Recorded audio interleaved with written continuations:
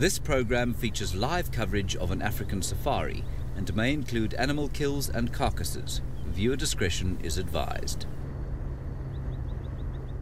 Good morning, karibu sana. Welcome to the Masai Mara Triangle up here in Kenya. There's a beautiful 16 degrees Celsius, 60 degrees Fahrenheit. The rain has gone. The landscape is swathed in beauty. And good morning, my name is Steve, joined on camera this morning by Archie, who's back from leave, feeling much better, we hope. And we are out in the Mara. Please send through your questions, hashtag SafariLive, or drop them in on the YouTube chat stream. Remember, they're all important at FC, and keep your questions relevant to the topics. Well, look at this. What more can we say about a morning like this to start the day? The clouds definitely are playing their part. The birds are singing. We bumped into, again, one of our hyena on the way down the hill. Every morning there seems to be a group of hyena as we come down, but they're not very relaxed. They move off very quickly. Our zebra that we normally spot have moved off, possibly due to the rain. We had them in camp last night, busy munching away at the grass. Quite an interesting sound when they're right next to your tent. So Archie's back from leave. He is out with me, as I said. We are going to go probably to the first or the last place that we saw the Olololo Pride last night. See if they're still in attendance. There's a good chance that they've moved off. But after that, then we'll figure out what to do. Maybe we'll keep our eyes peeled on these herds of wildebeest, and maybe they are going to slowly be making their way towards the crossings. So that could be a good opportunity for the day. But let we go out and have a look. Please jump on board. Feel free, send your questions through, as I said too. But in the meantime, let's go down to South Africa, where the temperature is exactly the same, with Taylor McCurdy. Exactly the same. Good morning, everybody. As Steve said, my name is Taylor McCurdy, and on camera with me today is Sebastian. And we're very excited to be out on this very gloomy morning safari, and I hope you are just as excited. Right. Now, I believe we've all been paying close attention to the dam cam last night. Fantastic news. We're about to see the two Mangane boy lions. They're just up in front of us. We heard lions roaring right behind where I stay, so like at Galago Pan this morning. Bizarre. I don't know who was there. I did go and check, but unfortunately I couldn't see anything. The light is also not great for tracking, so we'll just try kind of stick with these boys and see where they go. Sort of park here and just watch them as they move around. Oh, let me duck out of your way. There we go. So they're not walking particularly quickly. They've still got nice full bellies from yesterday, so that's good news. If you have been watching if you did watch the sunset safari, you should remember that we had these guys lapping up all the water at the pan. I'm just going to tell Taxa I've got the two males here. They're just off Twin Dams Road, quite close to the pan. Okay, just quickly giving one final update to say that I've got these two lions. Now, they're moving in the direction of south, which is also where I've been hearing a whole lot of calls coming from the far sort of distance. So I don't know if they're responding to those ones, but there's just been lion calls pretty much 360 degrees around us for most of the evening. But I was listening out very carefully last night. I could hear the roars slowly coming in. And Tristan did mention yesterday that there were some lions found on Torchwood. I don't know who was found on Torchwood. Right, then we go up ahead for you, Seb. We'll try to get in front of them again. We're pretty much just going to play the constant game of backwards and forwards, backwards and forwards, backwards and forwards. That's very much what we're going to do. And luckily for us, these boys don't walk particularly fast either. They just take their time, slowly bumbling on. Although last night Tristan arrived at Vuetele Pan, I think he was going to end the show with them. And he said they were gone and there were just 3 buffalo bulls there. So, interesting. I don't know where those buffalo came from. They must have just been fast asleep in a drainage line somewhere. I think we'll just go up here. I'm kind of reluctant to off-road in this area. It's a bit of a sodic site. So it's sort of, the soils have been leached, so I don't really want to drive here. I'd rather wait ahead for them.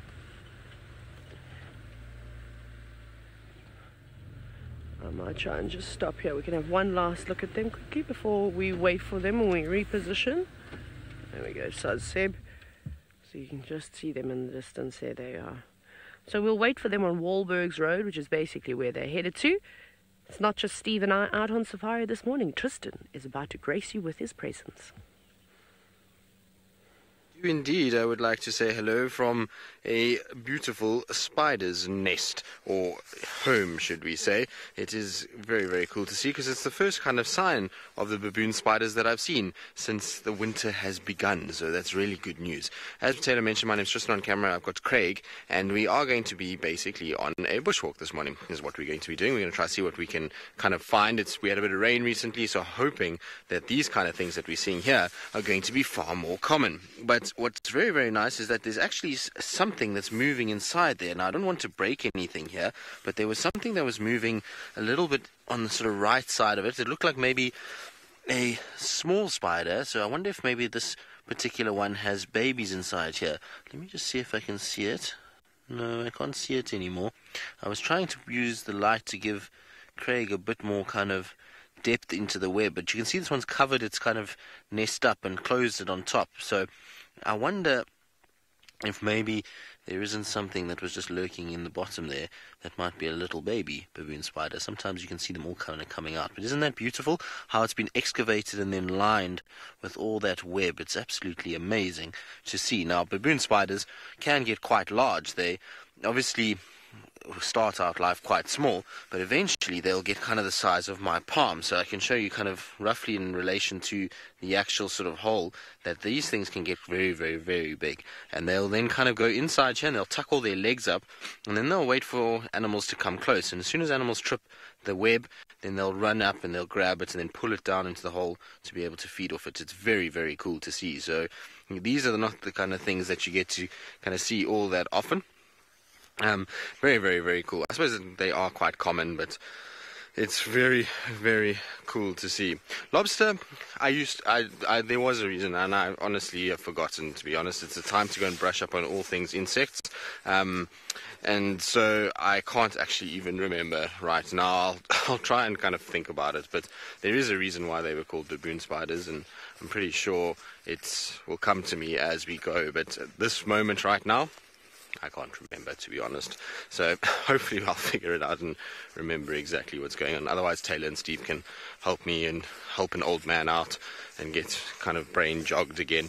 But it's definitely going to have to be, like I say, a studying session for all in things insect once again, because we had a really bad year last year for insects. We hardly saw any, and so I'm hoping that this year will be a lot better and we'll find a lot more insects. Now, as for our plans for this morning, I haven't quite decided yet. We were going to go sort of down southwards, but because those two mangy boys are down there and Taylor's there, we're going to try and kind of move around, maybe go north and see if we can help her with these lions that were roaring. Louise tells me a lion roared as she left her room this morning. So there must be lions quite close. And we're going to try and see if potentially we can find them. Maybe they're lying up somewhere north of Gallagher-Pan, and hopefully we can kind of find where they went and where they actually are. That's the kind of plan anyway. Right, so while we do that, I'm going to send you up to Steve Falconbridge in the Masai Mara. Maybe he can help us with our baboon spider conundrum, but in the meantime, let's see what he's got. Well, good morning everybody again. It is just beautiful to be able to see these herds of animals in this beautiful morning light. So, Tristan, the reason why they're called baboon spiders, first of all, their hairy appearance, and also the fact that they've got those scopulate pads on their feet. They resemble a baboon's feet. That's sort of, if you've ever seen the bottom of a baboon's foot, it's got sort of a solid pad on there, and baboon spiders have got a similar sort of appearance when looked at quite closely. But the hairy appearance gives it away straight away. Hairy like a baboon. I don't know who came up with that, but it's very long-standing. Often confused with, well, they say confused with tarantulas, but they are semi-related to the tarantula family, which are found in the United States. Yeah, these wildebeest survived the night. I wonder how many of their fellows were taken down. It was a very busy evening. As we were coming back along this way, we had that one female who I'm still not certain is actually from the Ololola pride, the way she was behaving, calling and contact calling and scent marking and ooh, there goes a black-headed heron, enjoying the feast of insects provided by the migration herd's dung. And this herd, probably numbering a couple of thousand, we had to stop in the road on our way back here, and across the road in front of us, it was the most incredible thing to just listen to and to watch on the infrared as thousands of animals just marched away and across. Just so special. And the mud being churned up and the body odor that's been washed off from the rain. Really something quite special to behold. It's sometimes nice to just switch everything off and just listen.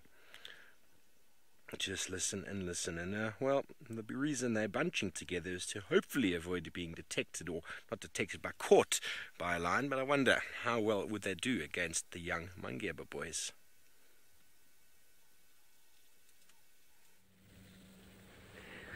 I don't know if these boys would... Oh, actually, these boys would love it if there was about 100,000 wildebeest roaming around, and so that they would have much easier chance at catching something. I really like that male. And our friend over here, he's just sitting down over there. He's just taking a bit of a rest. Actually, I really like both of these boys, and I'm sad that they've contracted mange. Because I think if they did have all their hair, man, they would be striking young male lions. Those eyes are really, really, really piercing. Sorry, I haven't really seen that. Other than on Nsuku, one of the Birmingham boys, he's got exceptionally piercing eyes. And then there's one of the young Talamati lions I have a photo of. No, it's not. Is it the Talamatis? I'm just trying to think which pride it could be now. No, the Torchwood pride. There's a young male in the Torchwood pride, and he's also got exceptionally orange, but bright orange eyes. Like amber eyes are quite sort of dark, whereas his look like he said the highlights turned up on them. Also very, very pretty. So I am enjoying them, and I really am sad that they have got this, but they'll be all right. I think they'll be fine. He hasn't got it too badly.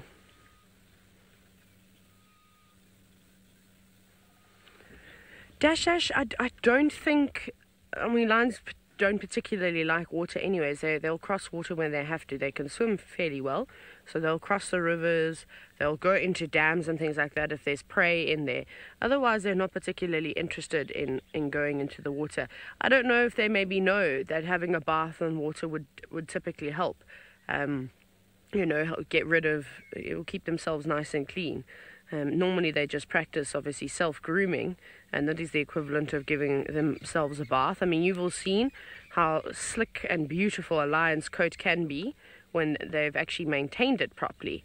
It's incredible, and that's, of course, no shampoo, no conditioner, you know, just good old saliva on the tongue.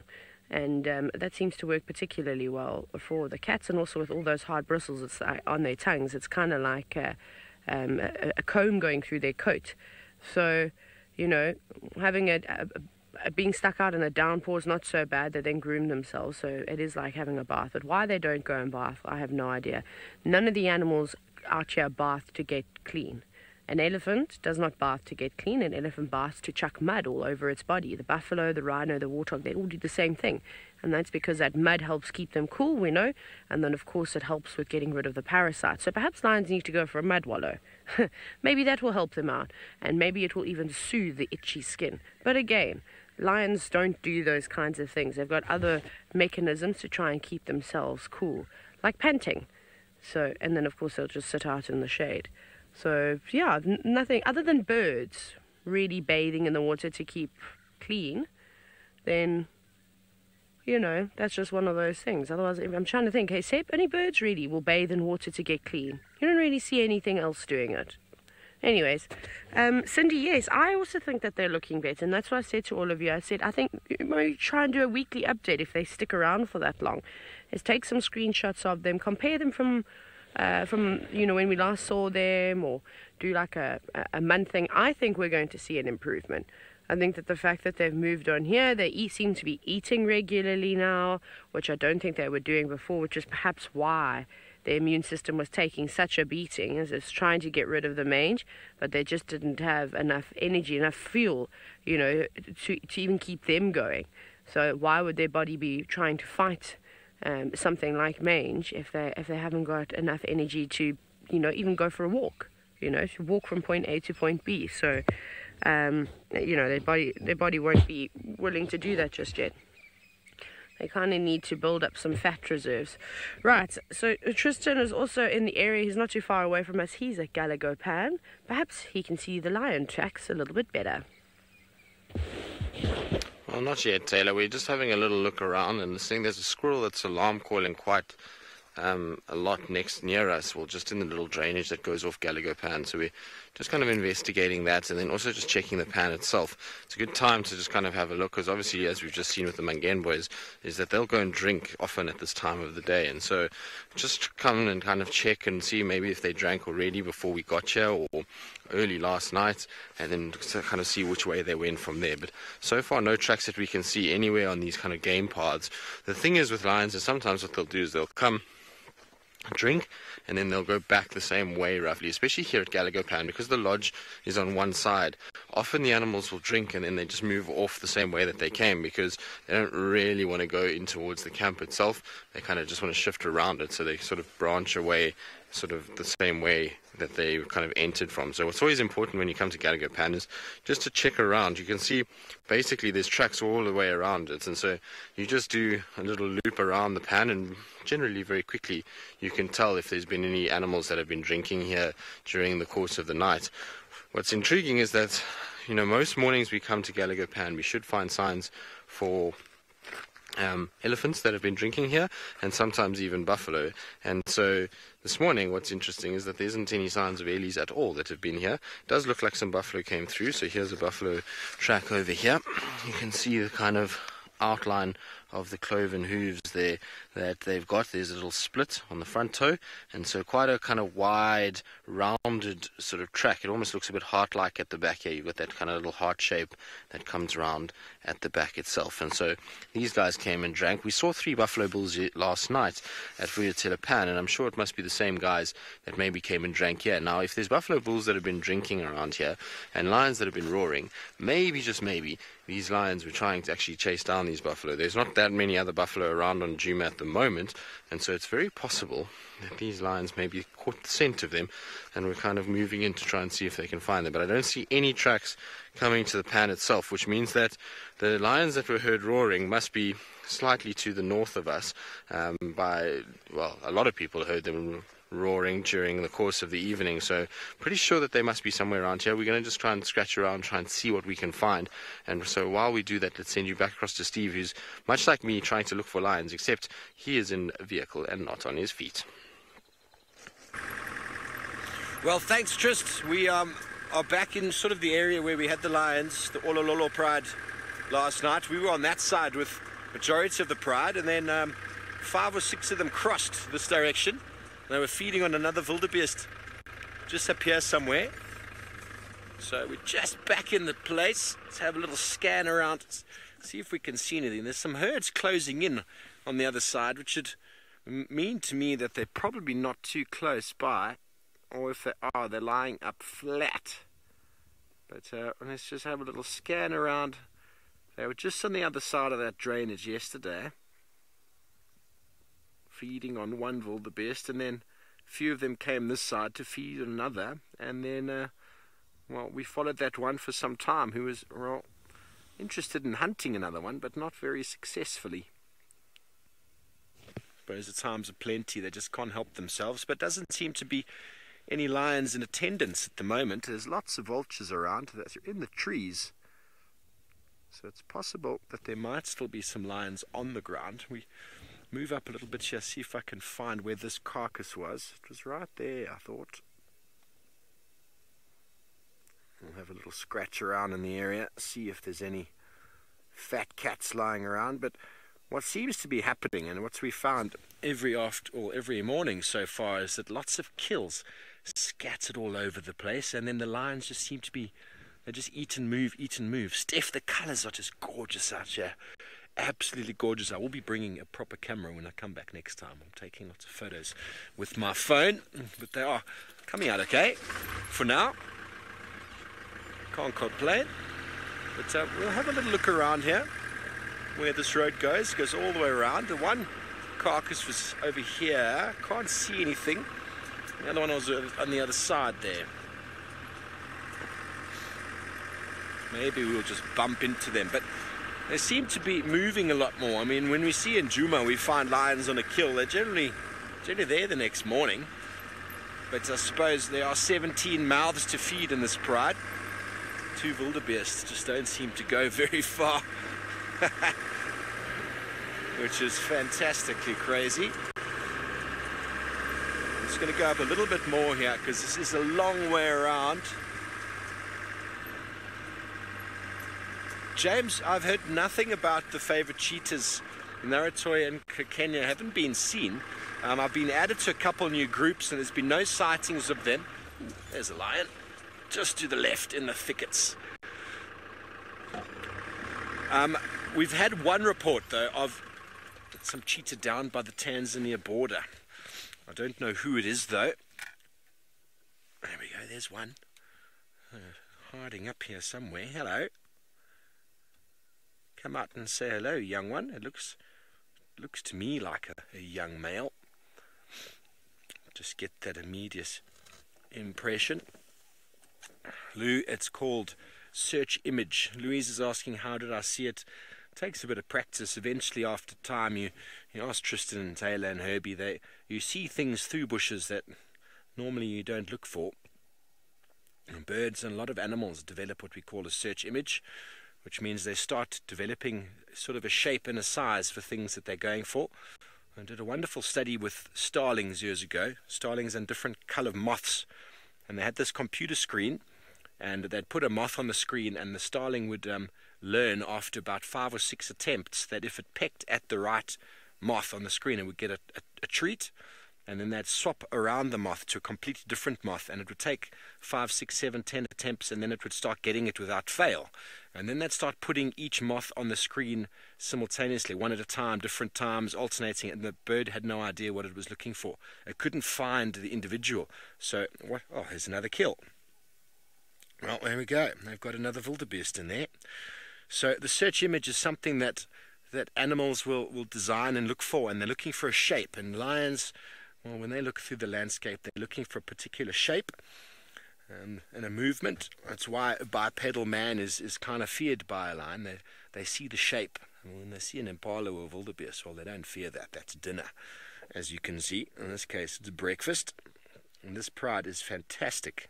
2 of them seems to be another wildebeest. I'm not quite sure. I think it's too far away for them to have dragged the one from the open here.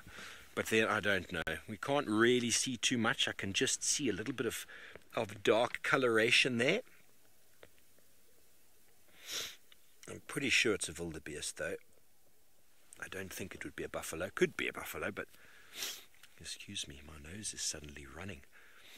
But how awesome. So I hope that gives you some perspective on search images. People who come to the bush after a period of time, you're able to spot things that take some people a very long time to figure out. Okay, well, we're going to see if we can get a better view of these cats. And in the meantime, Taylor is still with her mangy boys.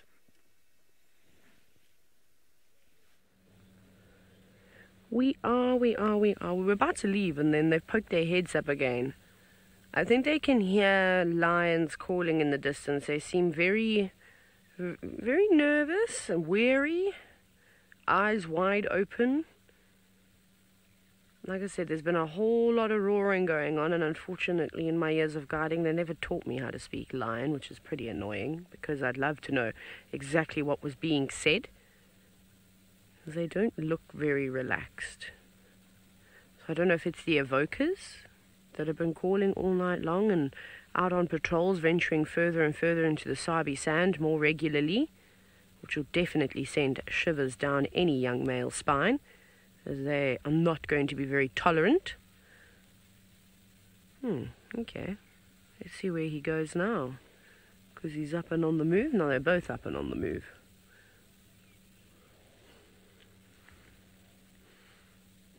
It might be quite nice. I might walk right towards us. You cannot avoid lions roaring while you're in camp. It's impossible. absolutely impossible. You kind of just get used to it, to be honest. It's just one of those things, and it's not particularly hard to get used to. You wake up on the first row. It also depends on how close they are, just crossing right in front of the car. So that also makes a difference. If they're calling and they're quite far away, let me try to get around them for you, Seb. I think it'll be easier. Okay, we'll just go up and around. So, it's a pity they're walking here. Yeah, I don't know how you can avoid. You can't. Nice sound though. Louise can't sleep through it. I don't sleep very much. It doesn't really bother me so much. Okay, so this is a much better area to drive on now. It's not a sodic site like where those lines were on. A lot of grass growing here. Now I'm just stuck on a branch.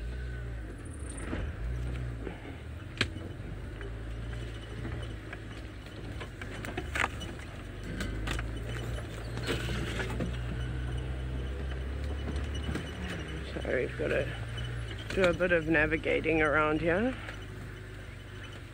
Okay, well, we're going to try and get up at them. I'll need to get in front for Seb. It'll be easier for him to follow. I think I'm going to send you back to Tristan while we navigate all these branches.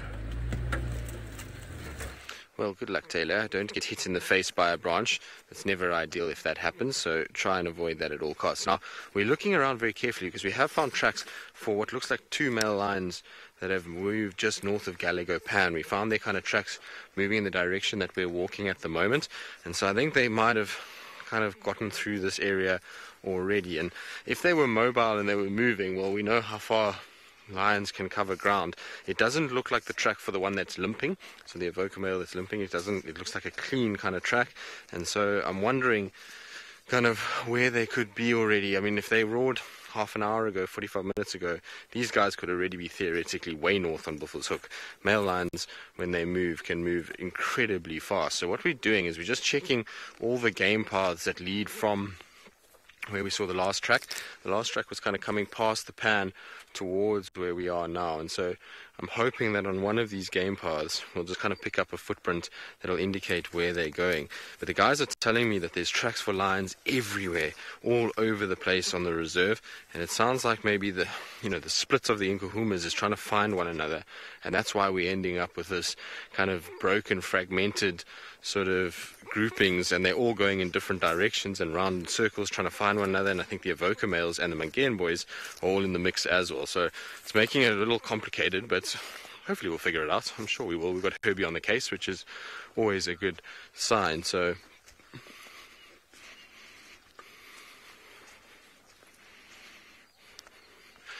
yeah, I suppose yes. Have had a few times where on walk you feel like you're being kind of followed and looked at, and then generally you are, to be honest. Sometimes you know that there's an animal there that is literally following you around, so something like a buffalo will often come from behind and kind of follow you from back, sort of behind where you are, and kind of trail you along, which is never fun. And then I've had even Hosanna when he was younger. I remember the one time I found him on foot and he just wouldn't leave me alone. Every time I would walk, he would just follow behind, and he would walk close. He would walk, I don't know, maybe from here to this tree. He would walk behind me, and then if I turned around and looked at him, he'd lie down.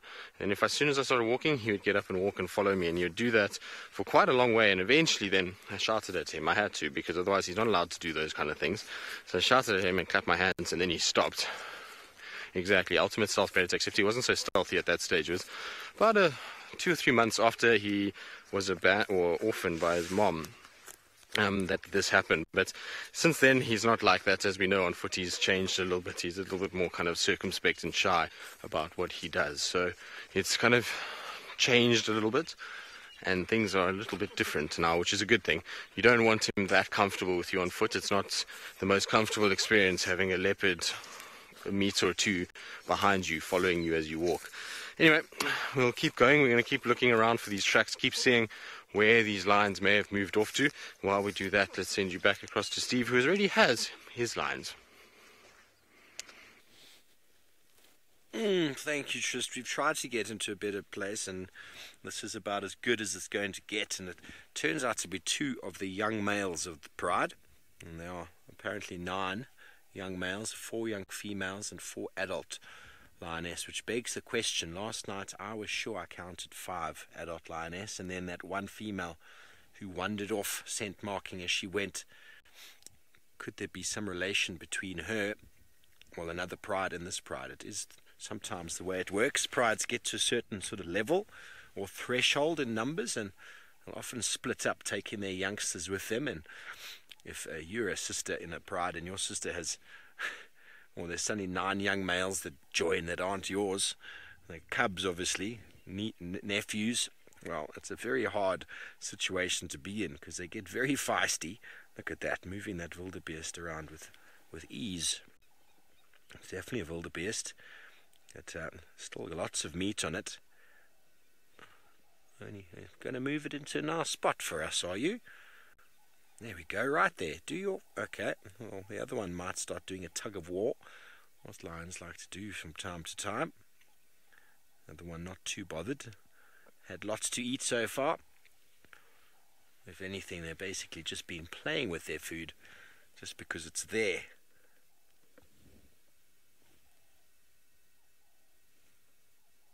So yes, this is perfect camouflage. Lions in the thickets, not easily seen. Now will be a nice shady spot for the day as well, because the sun will be coming out at some stage, although the clouds have moved in. I'm sure they will burn off in a few hours, and these lions will be happy with the position that they've got their kill.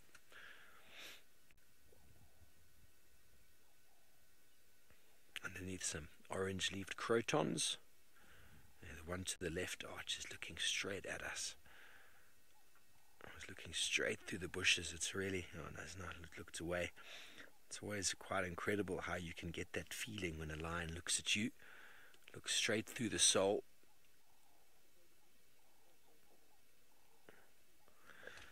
Peter, wildebeest are called gnu's because of the noise that they make. The noise actually goes gnu, gnu, gnu.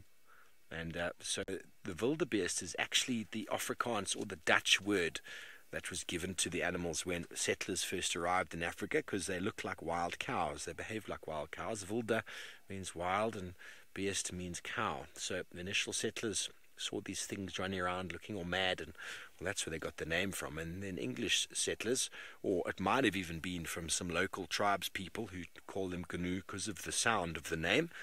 Oh, the stomach is hanging out.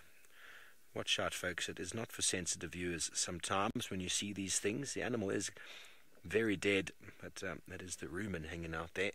So maybe it could have been local tribesmen who actually called them the gnu. It often is the case in Africa where animals are named after the sound that they make.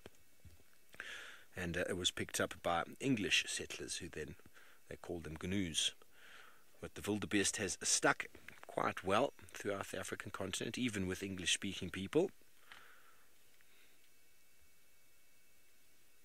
Even internationally, people will still call them wildebeest, or in certain countries, wildebeest. Well, I'm going to try reverse back a bit, and maybe we'll be able to get to that individual. Oh, it's very muddy. While we try and get back a little bit here, it seems like Taylor's managed to catch up once again with the mangy 2 boys. That we have. They've basically came racing in the direction of where they had a warthog kill yesterday, which I suspect was stolen. I'm not convinced that they killed it. Anyways, they're here, and I think they look very disappointed that there was nothing left. But I mean, I'm not really sure what they expected. To leave half a carcass, or like I said, I'm sure it was just really a few bits of skin and bones and maybe the head. But the vultures came in and cleaned it all up, and I reckon the hyenas probably scavenged their way through here last night, just picking up the remains of the bones. So they're just back here looking very disappointed. It's okay, boys, you'll find another meal soon enough. You've got enough food to keep you going for a couple more days. But you can see how bad that they've been affected on their face. Excuse me. Didn't even flinch, these cats, as I sneezed.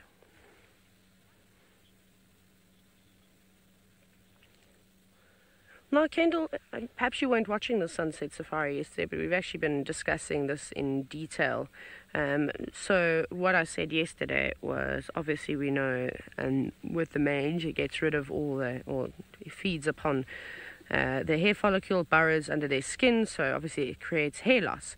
And yes, I think to some degree, these cats will be more susceptible to sunburn because they don't have fur covering their bodies. However, the pigment of their skin is dark, so they've got a fair amount of melanin in there, which will definitely help them.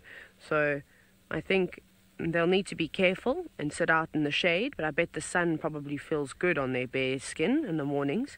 So it's sort of a catch-22 situation at the moment. The heat also might help with maybe the mites. I'm not really sure. I know a lot of people say if kids that have got lice, it's always good to get the hairdryer out and to try and help get rid of it. So maybe mites, the sun will have a similar effect. Maybe they don't like the heat. Anyways, we can only kind of just sit and observe and watch. I think that they're fine. They're a little bit, the one on the left is definitely a little bit weaker than the other. But that's kind of to be expected. I keep saying they've had such a hard life already. Imagine if these two boys make it against all the odds, every obstacle that's been thrown at them. How incredible will this coalition be? And imagine if they all join up with the older Talamati boy, if they join up with the Nkuhuma male. How exciting! It would be a force to be reckoned with, in my opinion.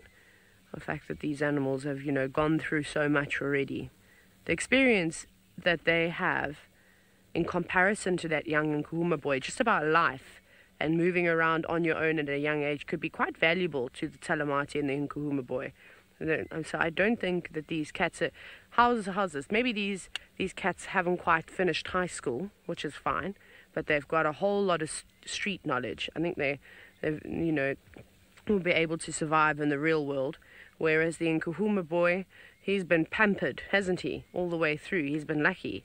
He was born into quite a big, strong pride. Exactly, Louise. He was at the private school. And, he's had his mom, his aunts, and everybody around. Oh, there were lions calling quite far away. And now these two boys who have come from perhaps not an incredible upbringing. They've had a lot of curveballs thrown at them, mother abandoning them, then living with their other siblings who have just been picked off one at a time, which sounds very harsh to say, but it's true. And now it's just them. So I bet that they're so excited that they found the Nkuhuma pride and that they found the two other young boys. It's probably the best thing that's happened to them in a long time. Red, is it not the Mangeni Pride and the Majingilands? Is that not... I'm not sure. I think that's who... I think the Majingiland males are the ones that sired these two boys, if I'm not mistaken. But again, Tristan is the best one, so he can maybe have a DNC. No, not a DNC. It'll be a WNC, because I'll walk and chat. And he could probably tell you quite a bit about the lineage. I'm really envious of Tristan. It's one thing reading about... Oh, it is the Majingi, so Tristan's agreeing. Okay, perfect. It's one thing reading about all these lions and reading about their lineage and, what they did, but it's another thing to experience it. And that's where I'm super envious of Tristan, because he's been in the industry for such a long time and he's worked in so many different areas within the Sabi San. He's kind of covered the entire Sabi San, which is pretty epic. So he's seen most of the prides of lions. Like I said, he was here. The Mapokos were around. The Majingalans came in.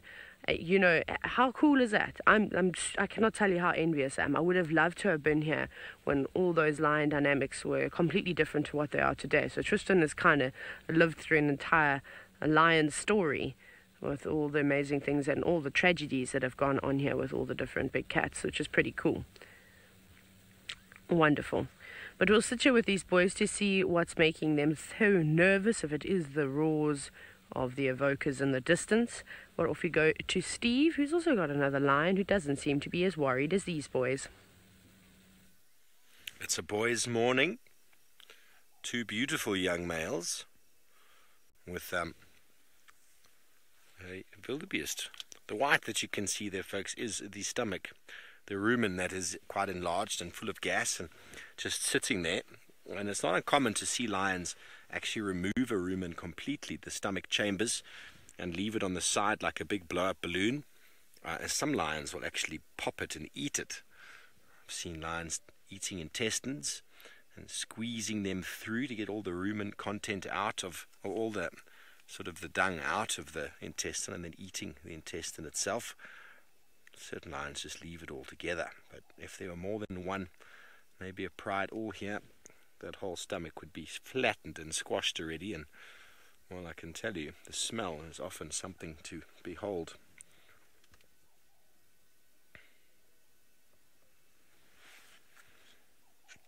Yvette, I think they would, if the hyenas were around. These are just two youngish males. I don't think they'd have too much of a chance against an established clan. But yesterday we did have all 17 of them around here, lions, plus one extra one. I didn't actually count. There was definitely more than 13 that I could count in the mess of it over there. And 5 adult lions, supposedly supposed to only be 4. But then there could be a sub-adult that was just looking a little bit bigger yesterday. It's hard to really say, but I don't know where the rest are. They could be lying up here in the thickets. They could have all moved off somewhere. It's very hard to spot lions around here if they're not moving.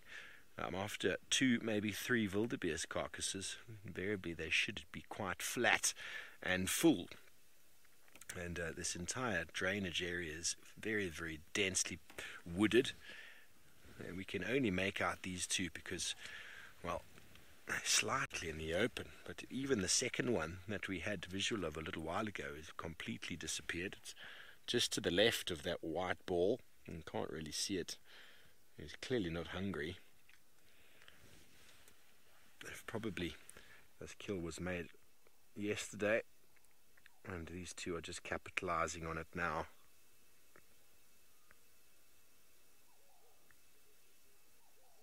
Early morning wildebeest for breakfast. Well, he's getting dangerously close to that stomach there. He's eating the sinew, the muscle that holds the stomach inside the chamber. You've got to be very careful. If you pop that, well, there'll be an explosion of gas and rumen content. Oh, second line is made its way out. You probably can't see it, Arch. It's just here on the left. Probably behind the tree for you now, I'm guessing. Licking the ground where the kill was sitting for a while. Lou's giving the stomach 30 seconds before it pops. Well, it might do. It pop and make a very hissing sound. See, it's going to be very delicate. Leopards also try and remove the stomach. Sometimes, though, they eat it. We've seen that quite a few times. As soon as the stomach gets popped in leopard kills, the hyenas are on the scene in an absolute flash. There's nothing quite like the smell of rumen in the morning to wake you up. Peter, that's a very good question. I don't know if there's an optimum number, but what you generally see around is on average between 4 and maybe 5 or 6 adult lioness. And then each of them invariably can have a number of cubs, and the pride can grow to 15, 20. But with that amount of youngsters to feed, once those youngsters become a little bit bigger and a little bit more feisty, it becomes very difficult to keep up the demand for food. Up here in the Mara, probably less so because there's an abundance up here, but in the Kruger National Park, prides generally get up to 15, 20, and then invariably the lionesses will split, taking their youngsters with them. But it also depends on how many of them are young males, because if they're young males at the age of 2.5, 3.5, they will move away. So that'll take off a lot of the pressure of the demand for food. And in this case, there are 9 young males. And I saw a similar sort of thing with the mountain pride down in St. Geets in the Kruger Park, where there were 9 young males. One of them ended up getting killed by a group of 5 males from the south. But those 8 males invariably never left, as far as I was aware.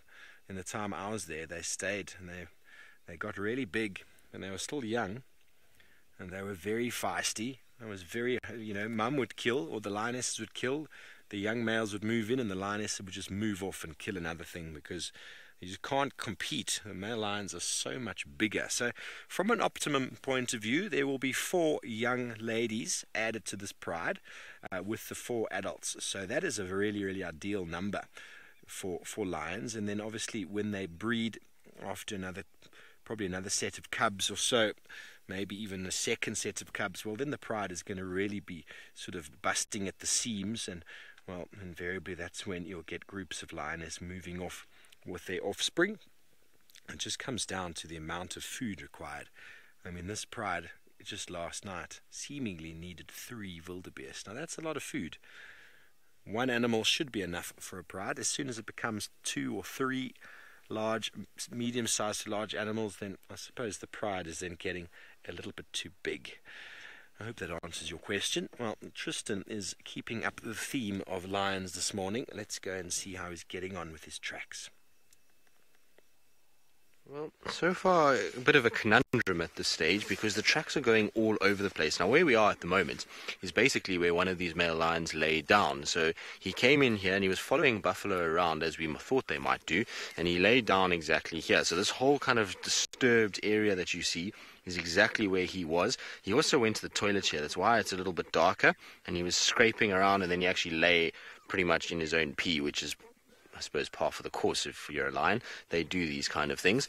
And then from there, it's really tricky to figure out what's going on, because tracks are going in 3 different directions, going back the way that they came. There's also one that kind of points off a little bit towards the north, but then doesn't actually go anywhere, and then one that kind of heads a little bit more to the southwest. So it's really quite tricky to kind of figure out what's going on. Now, this particular track here, you actually don't see any really clear sign of a footprint from this particular lion, but if we kind of go a little bit, we'll be able to show you what their track actually is kind of looking like in terrain like this. So often when you walk around, everyone always thinks that the tracks are super clear and super easy to follow when you're following even big animals like lions, and that can sometimes not be the case. Sometimes tracks for lions can be very tricky. Now if I follow from where that comes, I can't see a single track anywhere here, anywhere in this general vicinity, but just over the back of this little log over here, you'll see this is exactly where this lion stepped. So it's got its kind of paw there, this is the back end of the paw, and then here are the toes in front. So this is what you're kind of looking for. You see how the grass itself has been shifted a little bit. So had he not stepped on the sandy patch and had he stepped here, that is what we would be looking for. We'd be looking for a kind of push in the grass like that almost, and that would indicate that he had stood here. But this is exactly where he was. From this point, we cannot find a single track that goes any further. So I don't know if he turned around and went back. I don't find any tracks going kind of back southwards. So it's a bit of a mystery as to where he actually came from and how he got to this point and where he goes from here. But that can just give you an idea of how tricky tracking can sometimes be. It's not just because it's a big animal that you see its tracks really easily. Sometimes all you're looking for is this kind of toe area, or maybe even the back of the pad where it smooths the sand out. So we're going to carry on trying to track these guys down. We're going to try to see where we can kind of find them. I'm sure they're here somewhere, and so while we do that, it sends you back across to Taylor.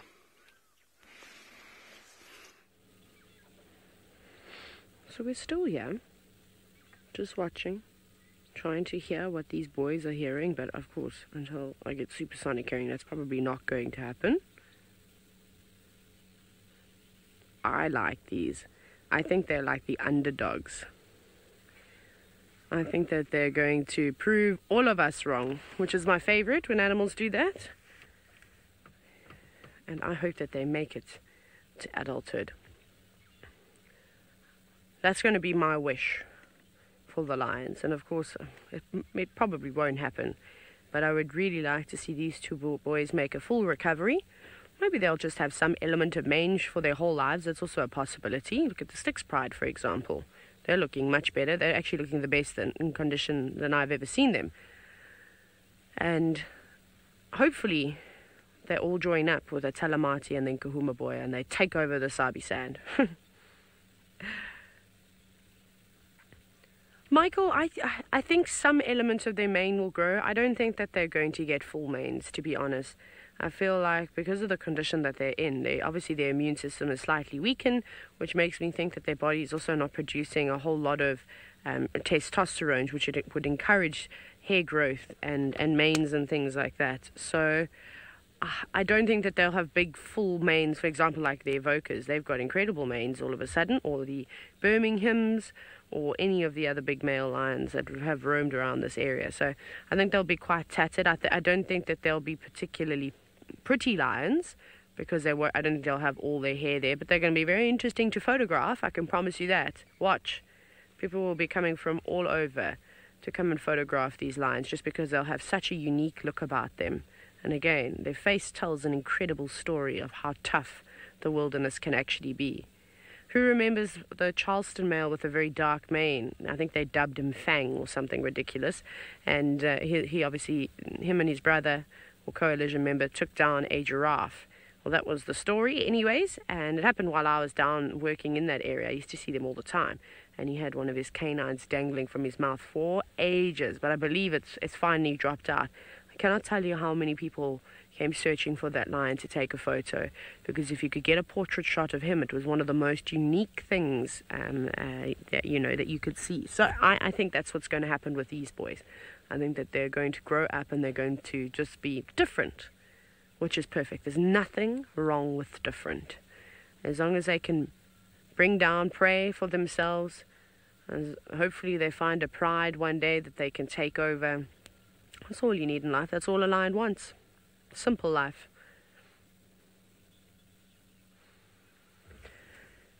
Safari Grandma, I do think that the mange is hindering them at the moment, and particularly their hunting skills, and that's because if you look at them, they don't quite have much muscle. So I think as they're eating and their bodies are trying to form muscle, fat reserves, and to try and fight the mange, I think it's quite taxing on their body. So they're not developed like they should be. I also don't think that they've been eating well for the last 8 months, and I think that's definitely played a part of it too. So not just the mange. I think there's a combination of things here that have slowed down muscle development, and lack of food being one of them. And then of course, because of the lack of food, their immune system drops, and that's where the mange has gone, aha, here's my chance, I'm going to take it now. Remember, everything out here is opportunistic, even the parasites. So I think that's what's happened. I mean, they might have to eat things like scrub hares and maybe catch the odd small duiker or steenbok, because there are plenty of them around, or scavenge kills from leopards and chase away hyenas when they can. That's fine. They're just going to do what they can do in order to get a meal, and it doesn't actually matter how they get food as long as they get food. So they can become particularly good at scavenging. These boys are not going to be able to take down a buffalo, not at this age.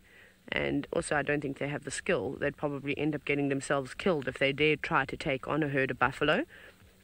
But I think that they would be able to take down impala and things like that too. And, it's not too far away before, lambing season starts. And then there's going to be lots of prey. So if they can just hold it up for a couple more months, they should have it quite easy. Right, off you go back to the Mara Triangle, where Steve is still with the lions. And I think they're feasting.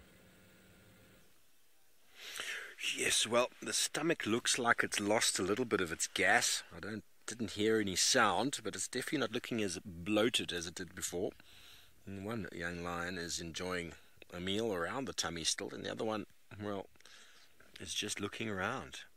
I think there might be some more lions somewhere around here. They've looked up a couple times in the direction they're sort of facing, looking into the drainage. Maybe there's some more lions hanging about. I wouldn't be surprised. But they are very, very, very muddy here. The road we've come in on we almost struggle to turn around. So there's no off-road driving here. Even if it was, I suppose where we are now, there is off-road driving allowed, but not this time. Not this time of day with the amount of rain we had yesterday. So we're the only vehicle in the sighting. I see a vehicle coming from behind there. We did drop a little pin to let the people know. Menamu, that's a really good question. I'm not 100% sure. I mean, you'll see lions can eat, and some people suggest that a lion can eat 1/5 of its body weight in a sitting, which is an incredible amount of meat. I've heard 36 kilograms a male lion can ingest, but how long that takes to actually go through is quite interesting, because you'll see they will eat that, and then in an hour, 2 hours, they will eat again. So probably a few hours. but it takes a lot of energy for it to digest. That's why your sea lions will be very, very flat, especially on warm days. On a cool day like this, probably a little bit more active.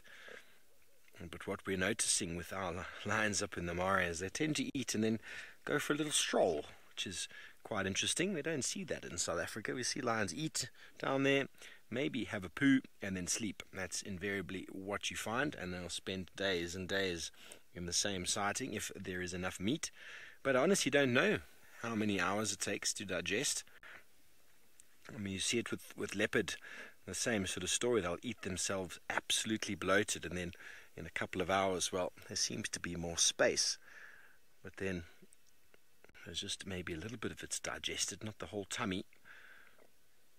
I reckon they've got a better digestive system than we do. Hyena, they reckon in a matter of hours, can digest bone and teeth within their tummy. It must also work for the meat as well.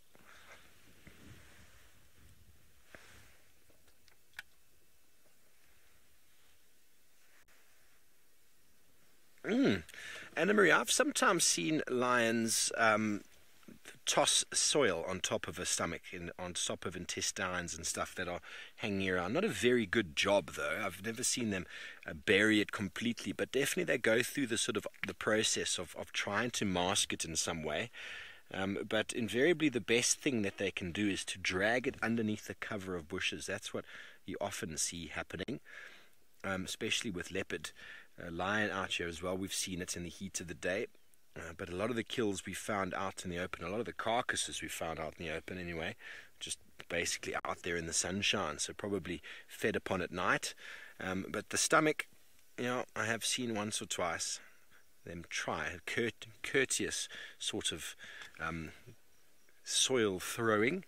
It's never been too dramatic. There's definitely an attempt to try and do it, similar to a domestic cat that buries its dung. It's same sort of laborious sort of throwing of the soil.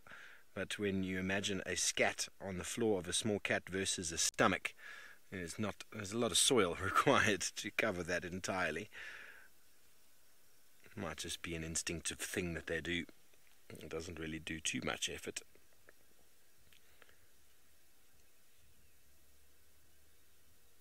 You can see the stomach's definitely lost some of its bloatedness.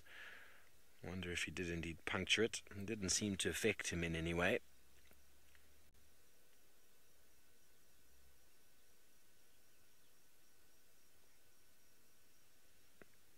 Very peaceful morning, though.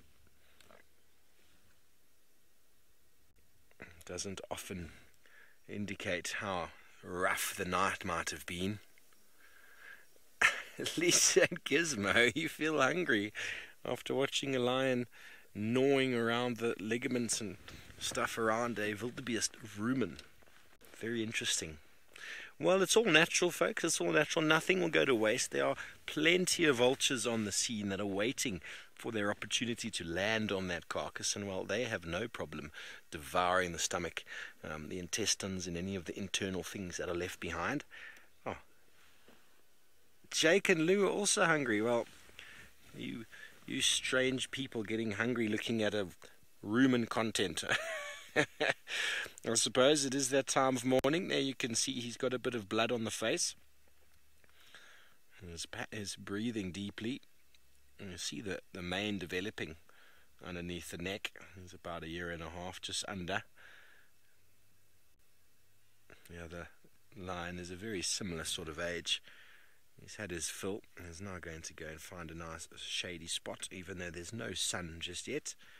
Move off just a little bit away from the carcass, and that often will instigate or cause the second individual to be like, okay, well, now that you're not eating, I'll move in and have a little bit of a munch if I can move my rounded belly. But anyway, we're going to stay with these lions for a little bit longer, see if we can get some more view of them eating, and in the meantime, Tristan is still on the tracks of some lions. I am indeed flexitarian, Steve, and I'm pretty sure that we are not going to come right with these lions. I think they've moved off already too far for us to actually cover the ground. There's tracks all over, but there's tracks for a male going into Buffelshoek, which pretty sure is the one that we're following. But anyway, we'll keep kind of just looking around and just trying to see what we can find and see what's out there. There hopefully will be some more kind of indications. If nothing kind of comes out where we are now, then maybe still one of the boys is this side. Remember, there are 3 evokers, and then there's also the sort of the 2 males that have been with the Nkuhuma Pride and following them about, so they could also be around. So, you know, we're kind of checking just to see. It's possible that there still is one this side, but what's intriguing me is that there was a lot of noise last night, a lot of roaring, a lot of vocalizing. Then this morning there was a roar, and all of a sudden it went quiet. Now, normally what happens with lions is that they will roar just after that sun comes up. You hear them for the last time, and the only times they don't roar, especially if they're moving, is that if they are found food, then they'll keep quiet, or if they're with a female and potentially mating, or they're sleeping. Now, this particular lion roared early in the sort of morning and then just went quiet, so I don't know if he's found a place just to rest up, and that's why he's kind of taking it easy. But we can't really find too many more tracks at this stage. They kind of all linger around here, and then it looks like they push off towards where Telaxis, and that's where the track for that one male goes, and then up towards Sydney's Dam. So I wonder if it's not him. Maybe he just walked really solidly from when the guys heard him at Gallagher Pan first thing this morning, and within the half an hour, 45 minutes, he kind of made his way already north.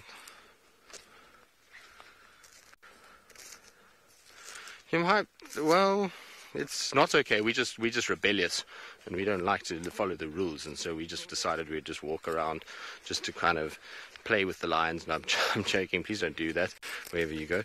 The thing about walking out here is that it can be dangerous, and obviously there are dangerous animals out here that can potentially kill you, and given the opportunity, if you don't do things correctly, will. But we're very, very lucky in that, one, we've trained to be out here, so we've spent a lot of time on foot, understanding animal behavior, reading, trying to learn the signs that you can kind of read to be able to keep yourself as safe as possible. And you know, 2, we have Herbie, who basically walks around with us, and he carries a rifle, so he has a rifle in case things go really bad. But more than that, he's a set of eyes and ears that is so experienced out here and so understanding of what goes on that he often is very perceptive to what's happening, and so he'll pick up that, no, there's something there or something here, there's alarm calls, or there's, you know, the branches breaking from an elephant, and he'll basically kind of try and help while I'm talking, particularly because I can't hear when I'm talking.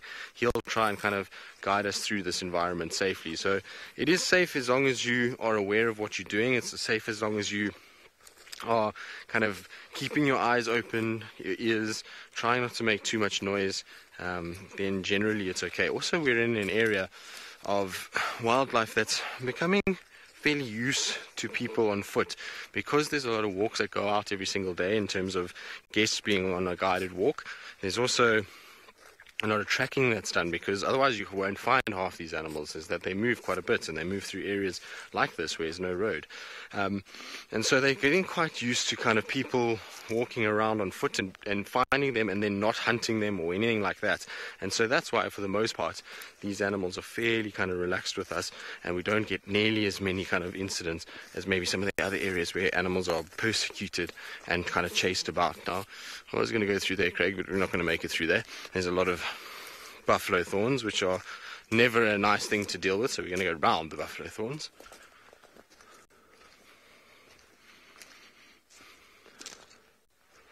Right, now, still no sign of any kind of tracks that I can see. Herbie, I can see, is next to me as well. He's still walking, hasn't found any tracks of his own. So while we kind of just figure out what we're going to do next, let's send you back across to Taylor.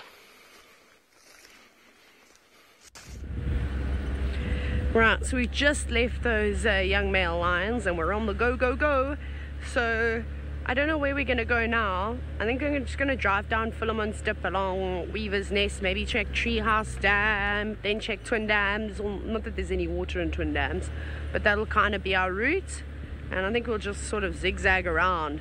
It's a nice cool morning, so you know, there's a chance that there still could be some other predator activity, maybe hyenas, maybe other lions, maybe a leopard, you never know. And with Tristan bounding about there in the north, you know, and with all those lion tracks and things, they could just be around somewhere. So we'll just do a bumble. I'd like to spend some more time with elephants if we can find another big herd.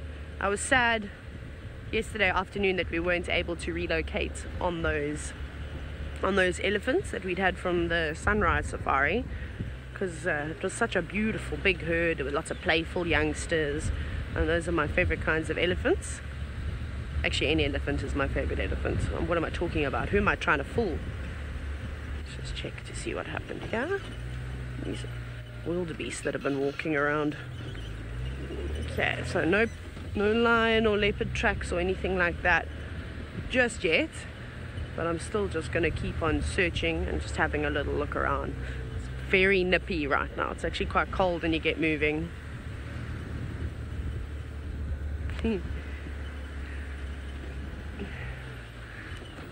Chatty Meg, oh my goodness.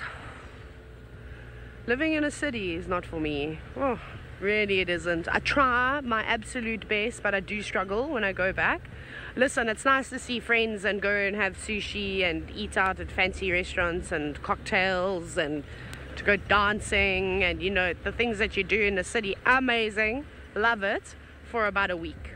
Then I'm done. Then I can come back. If I could, I'd be so happy if I could just have one weekend a month to like go out and just do all the things that I'd like to go and do normally in the city, and then I'm happy to go back to the bush. But yeah, it's obviously it's a very tough life living out in the wilderness. I think I'll live in the bush for my whole life though. Until there's no animals in Africa, I'll probably be here in some remote. I don't think I'll spend much time in South Africa. Knowing me, I'll end up finding myself in some remote African country somewhere, which is how I prefer it. The less cars, the better. I can't describe to you it's the most incredible sort of feeling, really being like submerged into wilderness. Like this, of course, is very wild. It's a free roaming ecosystem, but it's commercialized. There's lodges, there's people living just outside. I'm talking about where I want to go.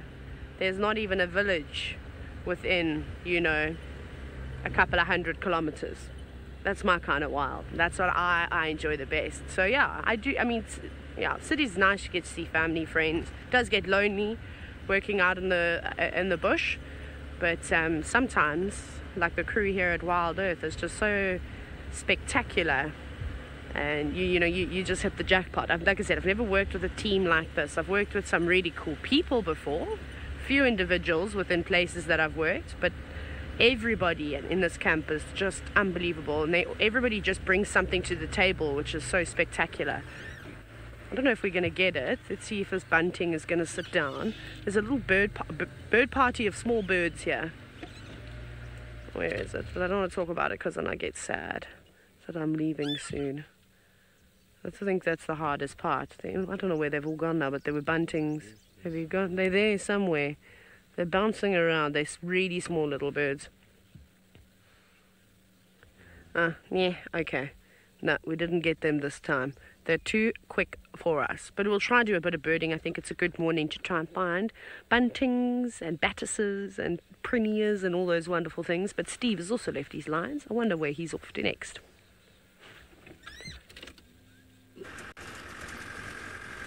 Thanks, Taylor. Well, we have moved from the lions because, well, it's just a two-track road that's very muddy, and other vehicles started coming, and, well, it's going to become a bit chaotic to get in and out of there soon. So we thought, let's just leave. We've had our lions for the morning. As soon as one more vehicle is there, it's going to become 3 and 4, and there's no going around vehicles there. So we were out of there. The guy who came up behind us is in a Land Cruiser. And if you know anything about Land Rovers versus Land Cruisers, Land Rovers are permanently locked in four-wheel drive. You just have to use a diff every now and again in front of you to make all 4 of them locked, but the wheels are permanently four-wheel drive. Whereas a Land Cruiser, you have to get out and you have to physically do these locks on the front wheel.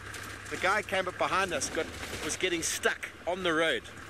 So we left before that became any more dramatic than it was. He was wheels spinning and the lions are looking at him, so we thought, well, this is going to get messy. Let's go. And before I have to give him a four-wheel drive lesson, it's always so funny. All the people out there, there's this massive running debate about Land Rovers versus Land Cruisers. But if you don't know how to lock your wheels, the Land Cruiser is pretty useless. But you can't blame your tools. You can't blame the tools, you got to blame the driver. Generally the case. Land Cruisers are pretty solid vehicles if you know what you're doing. That's one of the things I prefer about a Land Rover, is the fact that it's constantly ready to go. You don't have to, oh, hang on, there's lines, stop the car, reverse, get back, lock the wheels, go back again. You just have to just change things over here, which is nice. So we've left the lines. We're going to do a little bit of a bumble along. Oh, sorry about the squeaks. And a little bit of a bumble along the river road here. We're going to go check the crossing, see if the rainfall has maybe enticed the wildebeest and zebra to move closer to the water. Maybe there'll be some action this morning. We can only hope, but the herds are still abounding, and they are much quieter than they were last night. I thought that was amazing, the noises we heard. It sounded like an enormous chorus of bullfrogs.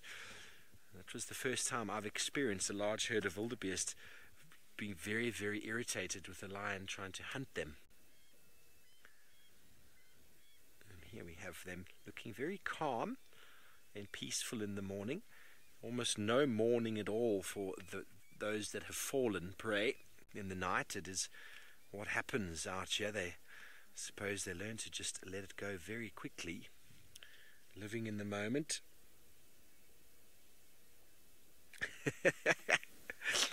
So Land Cruiser, Land Rover debate will go on in history. You either are one or the other. That is kind of the way it is. Land Rover versus Toyota. It is the running debate. I'm sure the debate is raging. I don't own one, so I can't argue, and I don't see myself buying one anytime soon. But when the time comes, I will take everything into consideration and then decide which one is best for me. I'm not going to get more into it now, lest I get myself into trouble. But I've no doubt the other parties on drive this morning will also have something to say about the topics brought up with this marvelous, beautiful herd of wildebeest. Aren't they just so picturesque?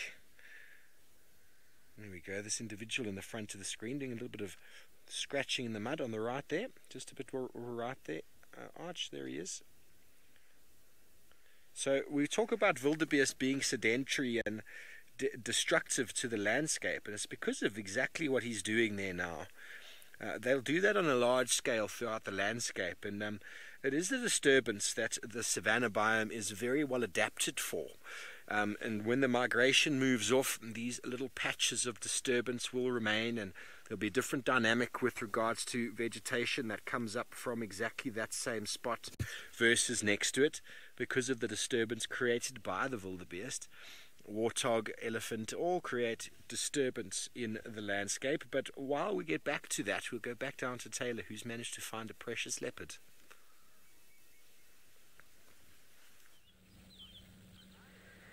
Yep, that we have.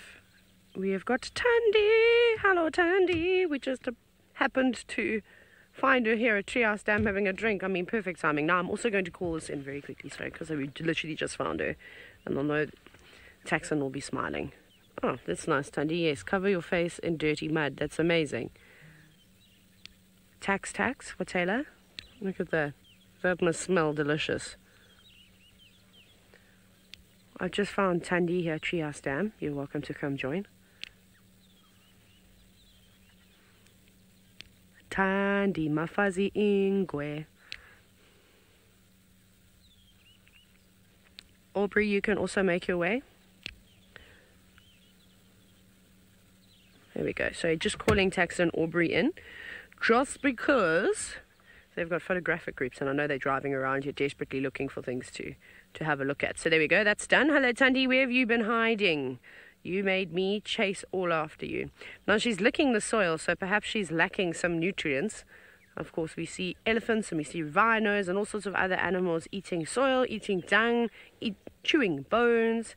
Leopards will do the same thing. Cats will also when they are lacking minerals. I used to watch my dogs. One dog used to eat soil all the time, and it was bizarre. Anyways, I don't know what he was lacking from his diet. It might also just smell nice. How wonderful. I suppose when there's no impala to eat, eat the mud. I mean, that must be terrible. Mac and Weezer, you said hello. Tundi? Yes, she's a beautiful girl. Seb initially thought maybe it was Hosanna, and then I just took one look at her face, the glare she gave us, and I went, no, Tundi. She has got a look about her, this cat. I don't know if one of the other animals maybe urinated there or something too. It's just very stinky mud, so I think she's also quite enjoying wiping off her leopard scent. And I suppose spritzing herself with the eau de la mud. Thank you, Tundi. And thank you for not running around just yet. Because normally she's just on the go. I was so happy to see her stationary for a change. She's a funny girl, though. Look how playful she's being, which is unusual for Tundi. Very unusual. Normally she snarls at you. Sometimes she walks past the car and she's fine. Louise says, I mean, how stupid of me, says it's obviously because she's having a spa day, she's relaxed. So if someone could Photoshop a white gown onto her with a pair of slippers and perhaps a mimosa in one paw. I mean, well, that's how I have my spa days. I don't know how the rest of you go and have spa days, but that's definitely what I do. That would be quite funny if somebody could actually do that. She could hold the mimosa with her tail. Yes, Louise, she could indeed. Tandy, if you don't be careful, you're going to find yourself in the mud, and I don't think that's what you want to achieve today. But it also does look like she's eaten something. I'm trying to think when Darby and I were following her. It was 2 days ago. Yeah, 2 days ago. So she's obviously made a kill somewhere, and I think she's out now looking for the next meal. Because she's a lot fatter than when I saw her, but she's also not particularly fat, so I don't think it was a very big meal. But at least it was something. Now, this is where the fun starts. Where are you going to take us next, Tundi?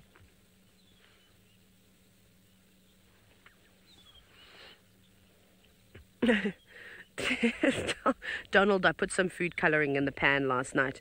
I was tired of brown, murky, muddy water, so I thought, oh, green would look just fabulous. No, it's blue-green algae that is developing in the pan at the moment. And so basically what's happening is there's no new rain coming in. The water's not being oxygenated, so it's basically just a putrid bowl of mess, mucky, dirty water. Let me go back for you, Seb. I'm just going to reverse.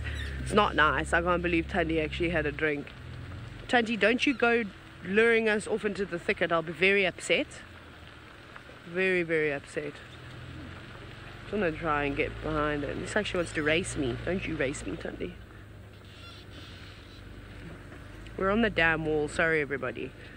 Okay, I'm just going to let Tundi go behind the car. Watch, she'll stop on the road. Okay, no.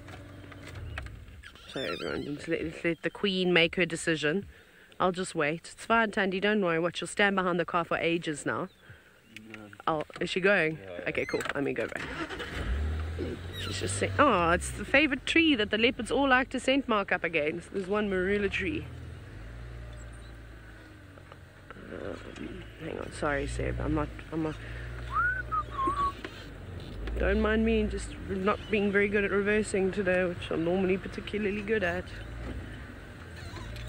I'll just stop here just briefly. She's not gonna stay still for very long. She'll be on the move as she normally is. I will just have to keep onto the game drive radio so that I can tell Tax and Orbs how to get into the sighting. Please walk on that animal pathway. Please walk. No. Yes. Stay on that because that will help me be able to follow her. Wonderful. Well, all the animals are showing up today on this nice morning. I said it was gloomy. I've changed my mind. It's a wonderful morning. Off we go to Steve. He's moved on from lions and now has hyena. Yes, well, disturbance factor continues. Our chair is the vulture, marabou storks and hyena clean up the remains of something on the plain.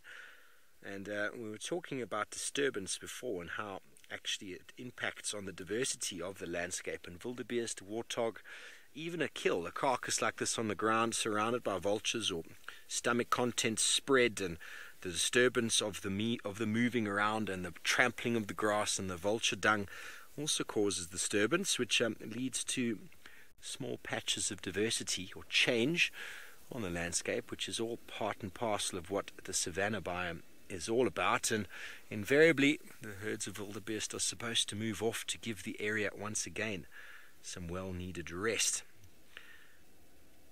can see spotted hyena. Not too much of a threat to the vultures. They do keep their distance though, jumping up.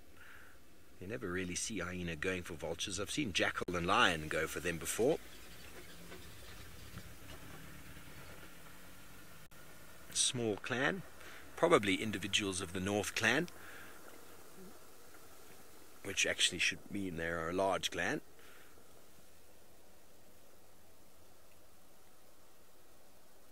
The patiently waiting marabous. Can't really make out exactly what it is that the hyena have got there. Definitely saw some bones.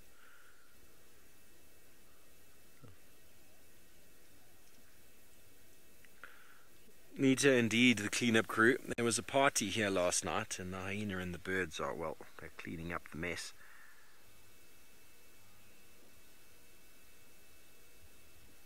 Not too much aggro going on. Not too much chattering. Oh, it's a wildebeest. You saw it lift the head there. Well, it was a wildebeest. One of many. They are the primary prey being taken this time of year. Oh well, it seems like the cat luck this morning is continuing.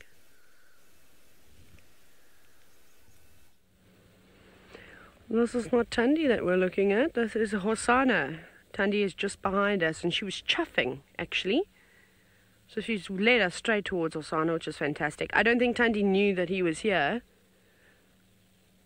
You know what, Seb? I'm going to quickly go left hand down, swing the car slightly. I don't know if there's little trees behind us, but they're going to get driven over. I just want to show you. So there's Tandy. Very camouflage. And I'm actually just going to sit quietly. I want you to listen to her.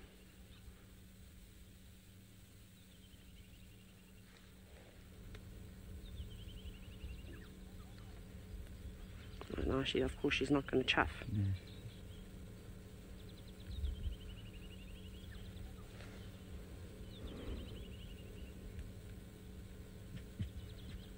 There we go, you should be able to hear it. I don't think Tandy knows who's there. She's seen a leopard, she doesn't know who it is. So I think she's being... The last time I had an encounter with these two, they had a massive fight. She's actually starting to salivate though now. She's making interesting sounds. She's not being aggressive. Obviously she's agitated because she's starting to salivate now. But she hasn't made any aggressive moves.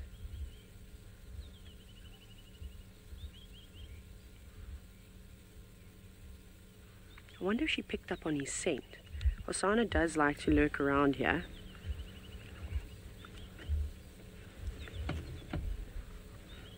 This is so cool.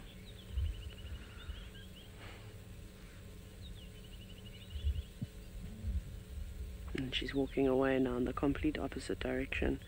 She doesn't want to have an encounter with another leopard if she doesn't have to. Again, especially if she doesn't know who it is, that could be the last thing. She could make a big mistake by doing that.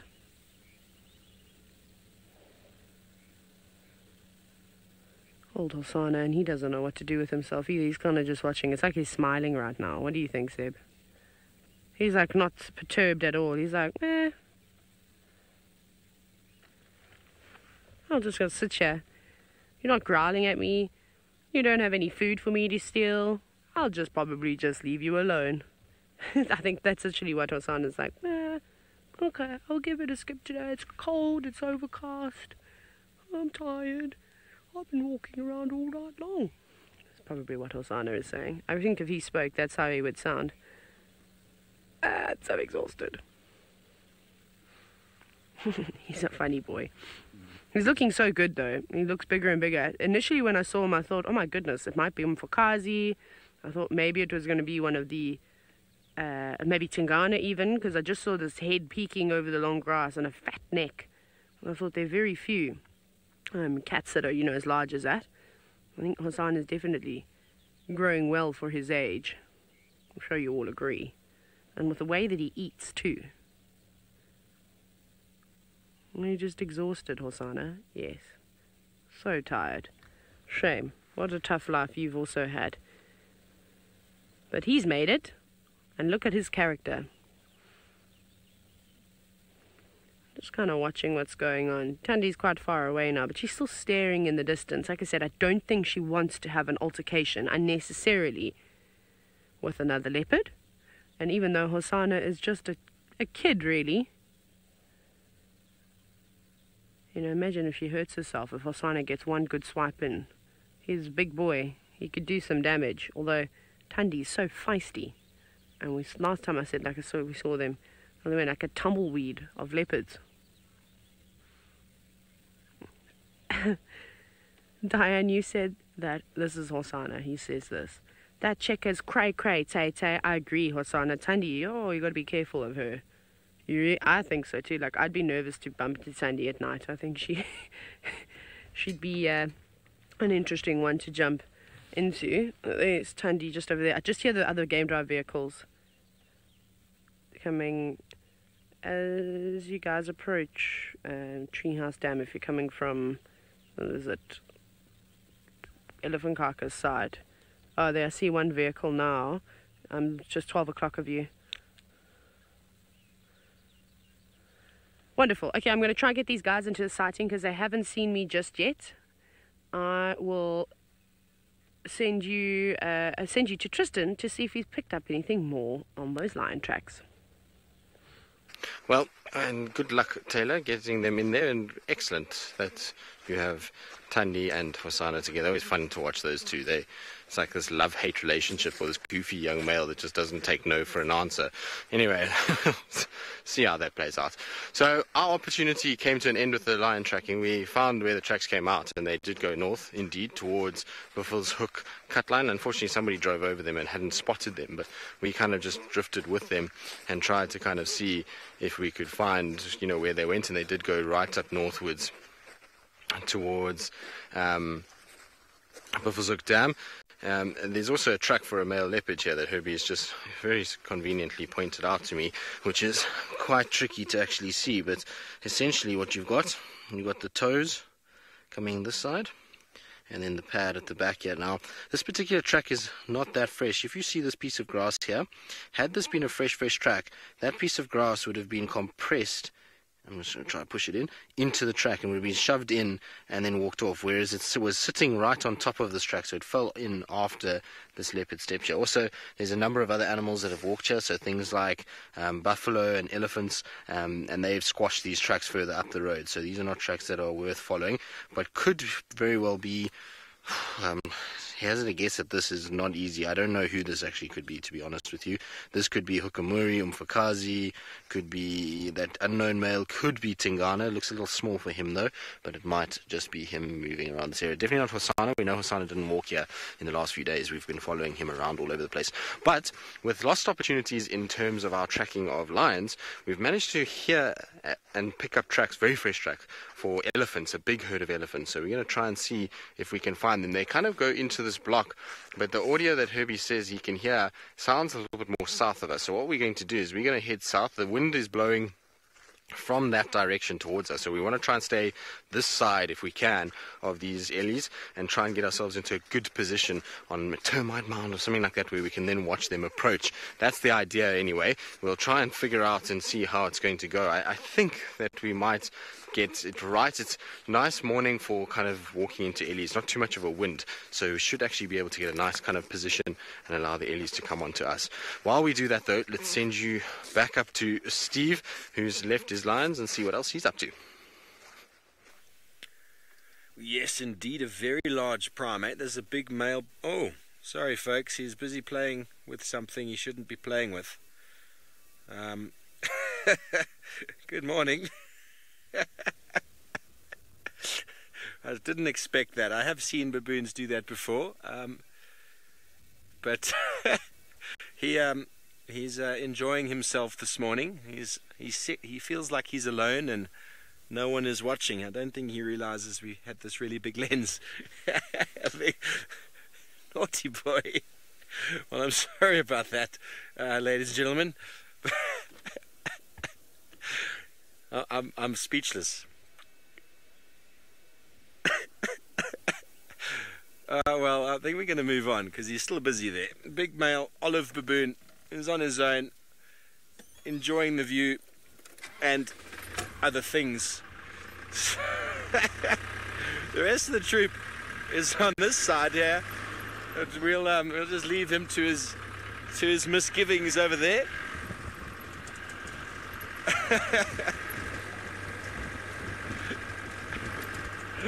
Yes, Conrad, you just heard that update correctly. Not for sensitive viewers.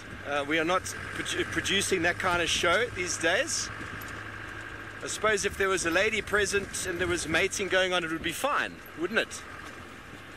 This is nature. Boys are inquisitive, and he was certainly very inquisitive there. Well, here is the Mara River. Everyone's laughing with me. That's great. That's great. That was suddenly a very awkward moment. He was sitting there looking normal. He scratched the back of his head, and as soon as you came live, well, you all saw what we saw. And we'll just move on.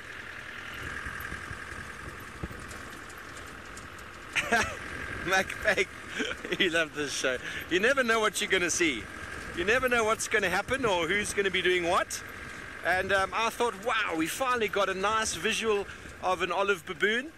And well, indeed, we did have a very nice olive baboon. Romit, if it was a school drive, well, I would have had to explain something a little bit more. I think Archie did very well in suddenly panning out.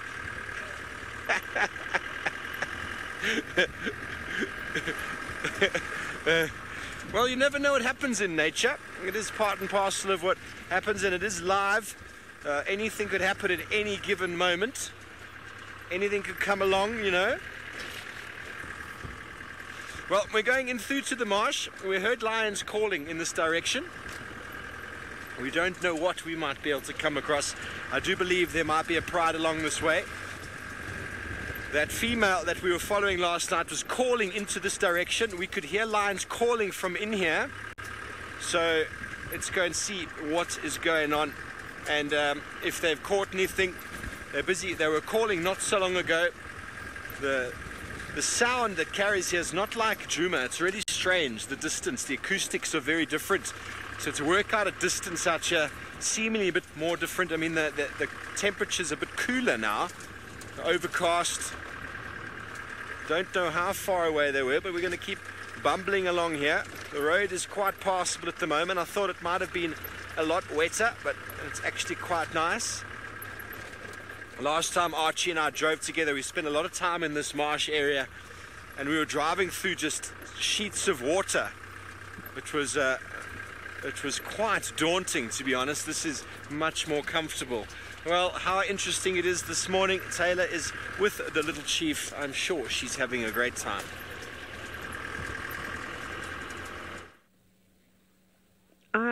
I've decided not to follow Thandi, although she's lingering in the distance. We can't actually see her right now. But I think, you know, knowing Thandi, she's probably going to lead us through the very, very thick vegetation, which will be quite difficult to try and follow her. So I thought we might as well sit with Hosana, because I haven't seen him for, man, I think like a week now. So I don't know why I went, I was supposed to say man. And then a hardy-da sound came out. Oh well. We'll just go with it. And I've got the giggles. I don't know what's wrong with me. So many things.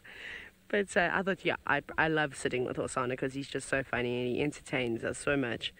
So I definitely think this is the best way. The guys are still looking at Thandi. We can't see her anymore. She's moved probably about 100 meters away from Hosana now. So again, not interested in engaging with Hosana. There's no food that Thandi needs to protect, and Tlalamba is clearly not around. I think if there was either a kill nearby or if Tlalamba was around, the situation would be a lot more hostile, and Thandi wouldn't take too kindly to Hosana being around. And Hosana's not interested either. He hasn't shown one sign that he's interested that Thandi's here. He's sat in the same position on the termite mound, just sort of scanning around, probably sniffing the air and looking about. Thandi was rubbing it in his face a little bit by scent marking, and she was like urine spraying everywhere and scraping the ground, obviously to show that her dominance, you know. And he's just like, I don't care. I'm not interested. Whatever. I'm just going to sit here on my mound and I'm going to look the opposite way. He's a funny boy. I think that's why he's fast become one of my favorite leopards. Actually, yeah, I said to you, he's my favorite male leopard. I really like him. He's so cool. Like, if Hosanna was a person, I think he'd sit at the cool table. What do you think? He'd be the clown of class. That's who Hosanna would be in my eyes. And Thandi would be in the plastics group. That's how I feel Thandi is. 1 minute she's nice to you, the next minute she's completely nasty. Yeah, she's like the queen bee, exactly. I don't know how I feel about Thandi sometimes. She makes me sad because I'm like, just be nice to us. I'll give you space. Kendra, I 100% agree with you. He is looking more and more like Tingana every single day. You can clearly see that Tingana was his father. There's absolutely no doubt about that. Physical traits that have been passed on, big shoulders, big round neck, and chubby cheeks. I always think Tingana's got chubby cheeks, and so does Hosanna. Except Hosanna's got his mother's eyes. Karula had really golden eyes, hey? Didn't she? Definitely got mom's eyes. Tingana's eyes sometimes have like a bluish tinge with a yellowy. Anyways, Shongile and Hosanna both got beautiful golden eyes. I think that came from mom's side because Tingana's eyes sometimes look a bit greenish or bluish, although they're sometimes yellow as well. Maybe his eyes changed the color of his mood. I doubt it. Do you know what? I don't know what's going on, but both Thandi is looking in a direction and Hosanna keeps staring there. I don't know if there's another animal approaching. I'm trying to scan around and see, but I just turned back and I saw Thandi give one serious stare in that direction. It could be somebody else. It could be a lion. It could be a hyena coming on through. It honestly could be it could be nothing. It could be a buffalo. Or if it was a buffalo, Hosanna would probably start stalking it. He liked the taste of beef. It's like he had it once and now he wants to try and catch buffalo all the time. Although, I say that, and I haven't seen him following the herds of buffalo for a while. What's wrong, boy? You look very upset now. Look at that. That's pretty much my face when I'm hangry.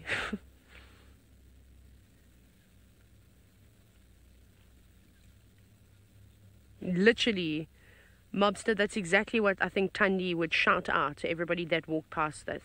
You can't sit with us. Taylor can't sit with us. Tristan, you can come and sit at the table with us. I feel like Tristan would be the only one that would be allowed to sit at Thandi's table, and the rest of us would all have to sit down on the floor with our legs crossed.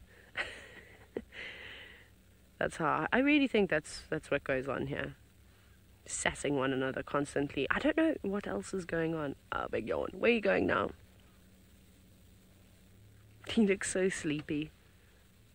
I'm just trying to see. Let me quickly just jump on the radio to find out from Tex.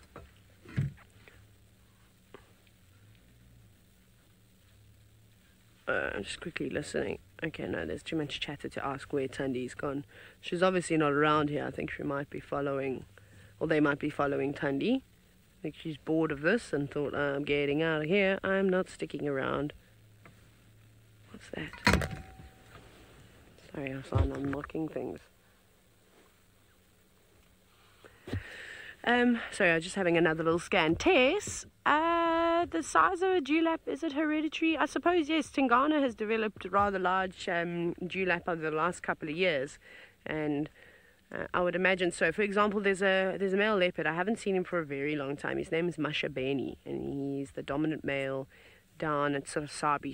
He lives around there and he pops onto a few other properties, and he kind of looks like Hosanna in the sense that he's an older boy. Well, I think he might just be 10 now, maybe. I've forgotten how old he is, but he's much younger than Tingana, and he's only got the smallest little dewlap I've ever seen. He doesn't have a massive one.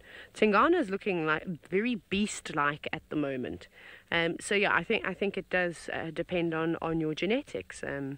I mean, look how small Thandi is. Karula wasn't particularly a big female either. She doesn't seem to throw big females. Kuchava's also quite small in comparison to Shidulu or even Tiani and those sort of leopards and Sibuya. They're all normal-sized female leopards, where I find Karula's lineage is the girls seem to be quite small. in comparison to the rest of the female leopards in the Sabi sand. So yeah, I think it's probably got something to do with that. I also think it's got to do with how much you've eaten. So the bigger and fatter you are, the bigger that dewlap, the bigger your belly, you filled out a whole lot more. So I think that makes a huge difference too. Because as soon as Tingana he looks hungry, you'll see that dewlap almost like shrivels up. So that's what I think. And another big yawn. But Hassan, are you actually going to go anywhere, or you're just yawning because you're exhausted? I'm about to start yawning in a minute. If he keeps this up, you're going to put me to sleep. He does live for the camera, this cat, though. Him, quarantine. His brother. Who else lives for the camera? Those two Mangen boys, too. Flying high, yes. Tumba is a beautiful cat. That's actually what Sebastian and I were talking about just before you got back to us. We said he is stunning because he had those big ears and very dark markings around his face, and his eyes were more blue and green in color. So he was a gorgeous cat. He is a gorgeous cat. He's still around. I don't know where he's moving about, if it's sort of Singita, Londolozi area. I haven't seen too many posts about him, but also, to be honest, I haven't really gone searching for too many posts. But I'm sure he's doing well. It'd be nice to see him again, but again, I highly doubt it. I think we're lucky. I mean, Hosanna, do you have to turn your head like that when you yawn? Or do you just do it for us? Just for us, hey? He reminds me of like a 14-year-old boy that started gymming far too early in life. Right, Tristan said he'd picked up on fresh elephant tracks earlier. He's now managed to locate them on foot. We have indeed. So we've managed to find them. They're just in a little quarry thicket at the moment. So we're trying to work out roughly how we're going to just kind of do a better approach than what we've got right now. We don't have that much to work with, unfortunately, because there's not too many termite mounds around here. And when you approach ellies on foot, you've always got to be a bit careful and have a really good escape plan, because just hiding behind a tree is not going to suffice. They can obviously push over trees with relative ease, and so you've got to get yourself into a kind of good position that you can watch them and let them drift past without them even knowing that you're here. It is a really nice big herd of ellies that we've managed to find. There's lots and lots and lots of them that are all kind of drifting through the thickets, and they seem like they're still coming. So I would imagine that there's a good, I would say 15, 20 of them, and we actually might be in a really good spot here, particularly if they just come a little bit to the sort of south of where they are now and they cross over. There's a little open gap to the left of them, and we should get a really nice view from here of them. But it's such a special kind of experience to try and track these animals down on foot. It's why on bushwalks it's probably one of the best animals for me to go and look for, because of the way that these guys kind of move around and how they kind of feel when you're on foot, and obviously the fact that it can be a little bit dangerous. It kind of is one of those animals. It's also a viewable animal, so it's not like the cats that generally kind of get up and move off and are not too impressed with you being there. These guys, typically, if you can get yourself into a good position, you can be quiet and be in the right wind area, you can get really great views of elephants and be able to see them very, very clearly. So hopefully, if we just do a little bit of kind of maneuvering, we might get a really kind of good look at them. Most of them are kind of pushing towards the west slowly. So the problem that we've got is we've got a road between us and them. And so for us to cross the road is going to be a little tricky. So we're going to have to kind of think about how we're going to get across there without them seeing us. But at least for now, it's a decent view on foot. I mean, this is probably as good as you'd get in most areas on foot. Sometimes we get lucky, and obviously ellies will walk roughly towards where we are, and we can be up on a termite mound and you can get a much closer view. But this is about, like I say, is the safe, comfortable distance that you would generally try and walk people on.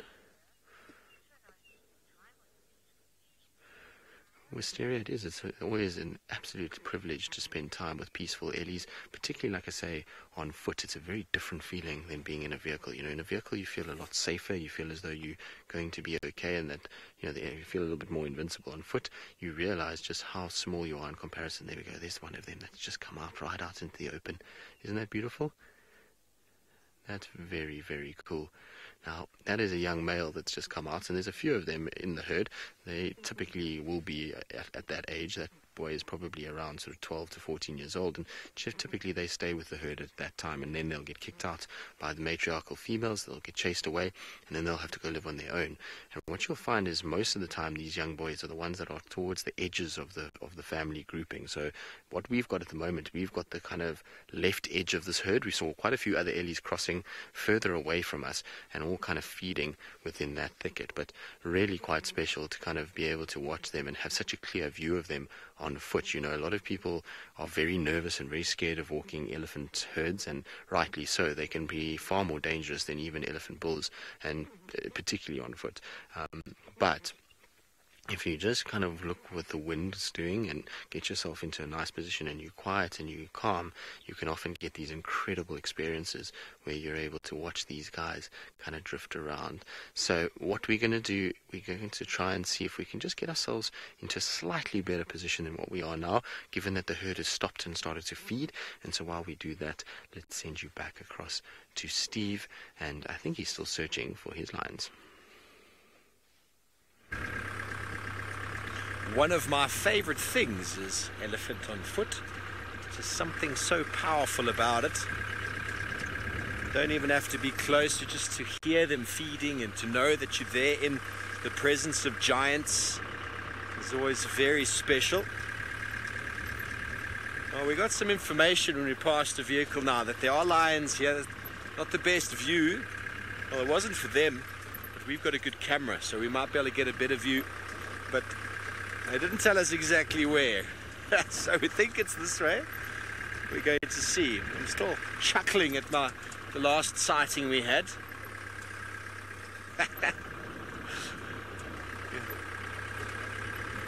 You can't make it too easy, of course not. Of course not.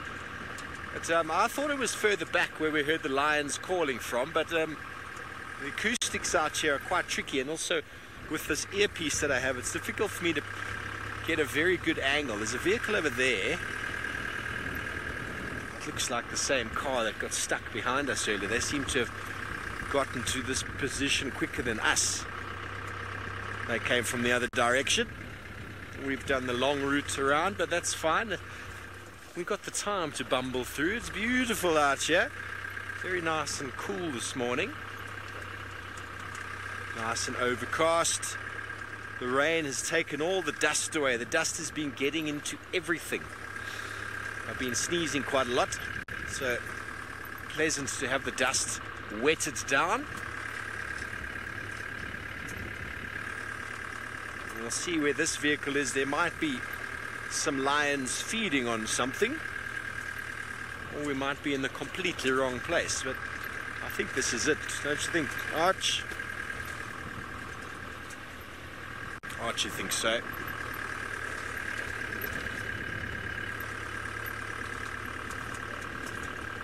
Who could it be?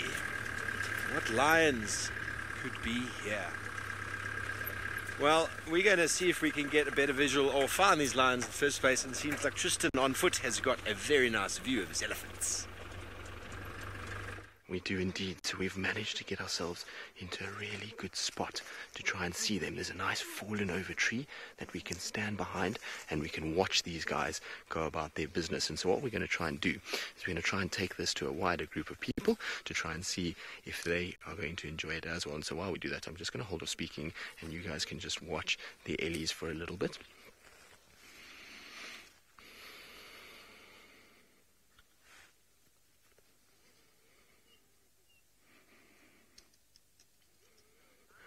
Well, good morning everybody, and welcome to a gloomy day in South Africa. There's a bit of overcast conditions, but as you can see, we're busy watching a herd of elephants.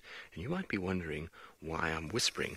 The reason why I'm whispering is because we're actually sitting in the middle of the bush, not on a vehicle, but on foot. We're having the most incredible sighting of these ellies on our morning bushwalk, and it really is something special to be on foot with these gentle giants. We've managed to approach them, and they have no idea that we're here at this stage. We've got a nice safe distance distance that we are from them. The wind is blowing perfectly in our favor and is coming from them to us, and that is why they don't know we're here. And so we've managed to get a really kind of good view of them, considering we're on foot.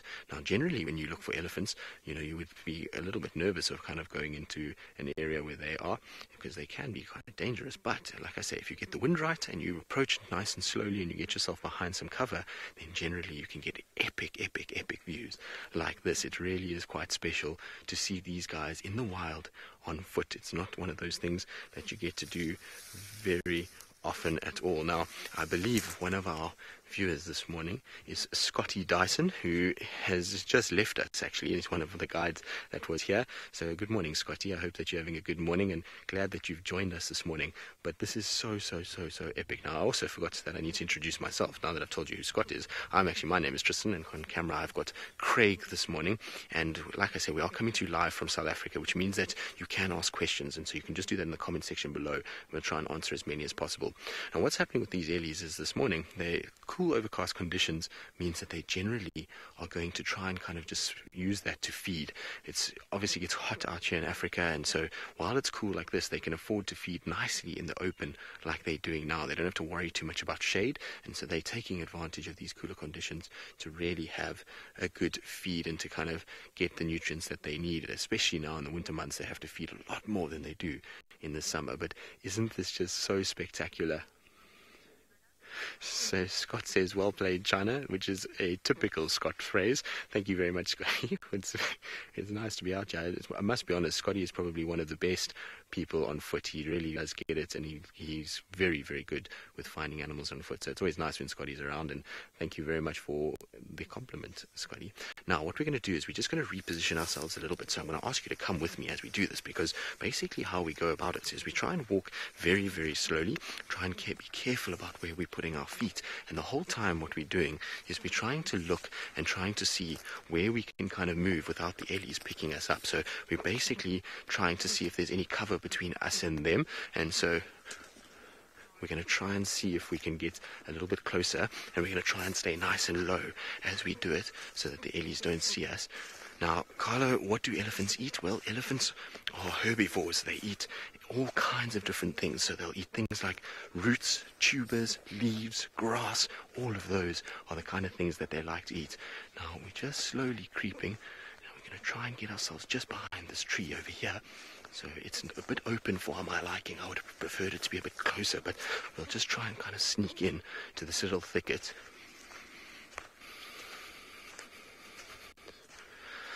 So, Ellen, our escape plan if the ellies come towards us is pretty much the reason why we're trying to use trees and bushes, is that we'll use thickets to try and get out and try and get into a place where the ellies can't really see us, as well as use trees to kind of block their sort of approach towards where we are.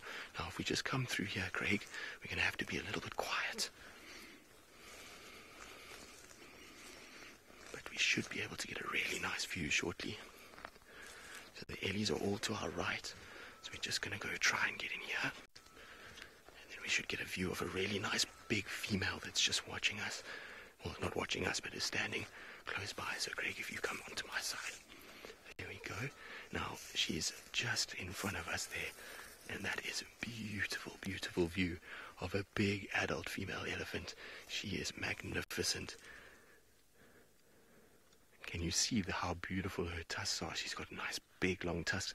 That's probably one of the older females within this herd. She is probably the older statesman, maybe even the matriarch of this particular grouping, and she'll be dictating where these ellies move around. Now, actually, no, elephants are not nomadic, but they're also not territorial. They have what's called a home range, and they will move around within that home range. So they know where there's areas of food and water that they're able to then go and utilize throughout the year. But they do not mark a territory like, let's say, a lion or a leopard would. They have an area that they move around in as a family, and that will be kind of dictated according to conditions. But isn't this special? Absolutely amazing. Now, Craig is doing a sterling effort to bring you these visuals. It's not easy to do this on a walk. He's got to hold this by hand. So very cool to see.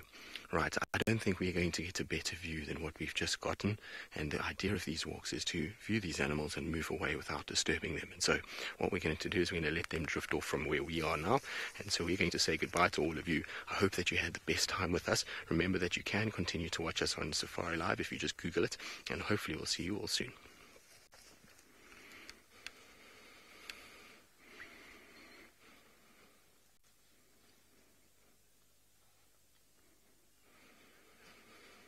Right, well, isn't this special?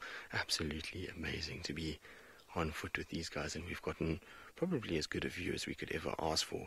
I don't want to push it any further because where they're heading is quite dense and quite thick, and we'd have to really get far too close to them to see it. So we're going to just sit with them a little while longer as they kind of feed their way through, and hopefully we'll still get a couple more views. But in the meantime, let's send you back across to Steve, who, well, is still looking for lions like he looks for a lamb chop.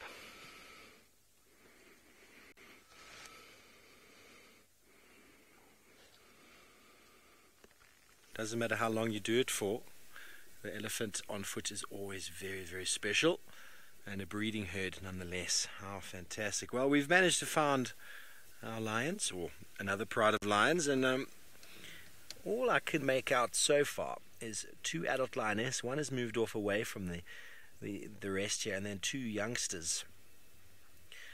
No idea what they're eating. It's in the long grass. No leg has flown up in the air yet. Well, the other vehicles that we hear couldn't tell us either. But I'm going to assume by the state or the number of wildebeest on the plain that it's probably another one of them. But who these lions are is hard to say. The age of the cubs look very similar. Oh, hang on, that looked like a little bit of something there I could have identified. Did anybody get that little piece of meat, that little skin fleshy part that popped up? But the age of these youngsters are the same age as the Paradise Pride that we saw the other day, and we're not far away from where we had them. In fact, a few kilometers, maybe a kilometer, even less than that. But there were quite a few the other day. There were 5 lionesses with a number of youngsters.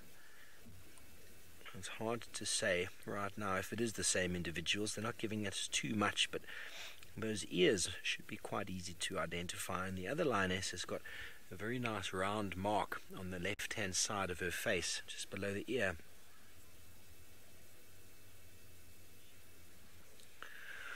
Proud Cat Mama, you say lions are regarded as a keystone species. Well, I've never heard them called a keystone species. I know that they are very important in the food chain with regards to being the predator, the apex predator out here. But if you removed lion from the landscape, would the system collapse? And it's possible.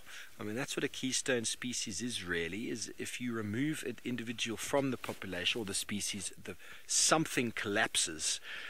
So I suppose if you removed lions from the landscape, the way that wolves were removed from the landscape in North America, what collapsed really is the fact that the deer populations skyrocketed and they were never kept in check, and what that's led to is all sorts of deforestation and removal of certain plant species. So yes, lions, because of their ability to control herbivore numbers and to keep them in check, could be regarded as a keystone species. But elephants most certainly are a keystone species. And for those of you who don't understand what the word keystone means, if you imagine an arch made out of stone, the keystone is the one right in the top that connects the arch together, and if you remove that one stone, the entire column collapses. The entire column collapses. We're just going to have a vehicle come past us. Okay, they're going to go on the other side. And so it's very, very commonly known as keystone species in the wilderness, but I've never heard lions being regarded as keystone. But as we discuss it now, it does make sense. And hyena then would probably also be regarded, but I've never actually heard them so named. But interesting.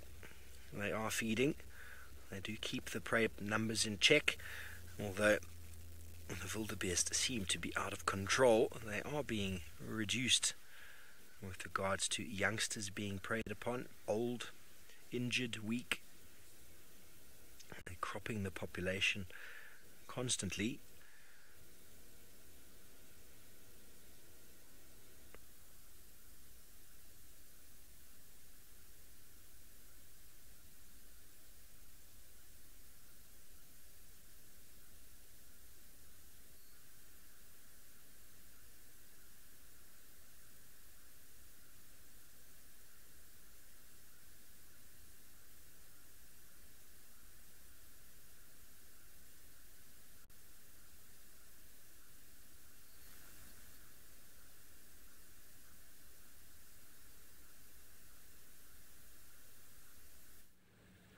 Sorry about the gremlins, everybody. They always seem to attack Steve and his voice. I don't know why. But anyways, we have Hosana. We're watching him through the trees at the moment. It's very abstract. Hey, Seb. And he's absolutely ravenous. Let me go forward for you. Now, what he's doing at the moment is he's literally just checking every single shrub that's been pushed over by elephants as he's hungry. So I think he was chasing after a mouse or something earlier. It was quite funny. He then also saw a duiker at one point, which was even more hilarious, but then ran as fast as he could out in the open. This duiker just kind of stood and looked at him like as if to say, "What are you doing? Oh, what have you seen now?" But we must remember with Hosana, he gets excited even when he sees a blue waxbill, which is a bird the size of a golf ball. And he will chase anything. And that's because he's young, he's excited, he's still got that sort of playfulness to him. Don't you dare go in there. No, we have to try and find a place to cross. Let me go. I don't think we'll be able to cross here. I'm wondering if we have to go towards Ingwe Alley, but that might be a bit too far. Okay, let me go down a little bit. He's watching something in there. I think he's just watching birds, to be honest. But once he crosses through this drainage line, it'll be difficult to try and find him. Also, it sounds like Thandi made a kill, which is exciting. No one saw it. But she did. She caught herself with Komandeka. I don't know where they are right now. We obviously made the decision. I wanted to follow Hosana. And I'm kind of glad that no one stuck with Thandi because it gave her an opportunity to hunt in peace, which is pretty cool.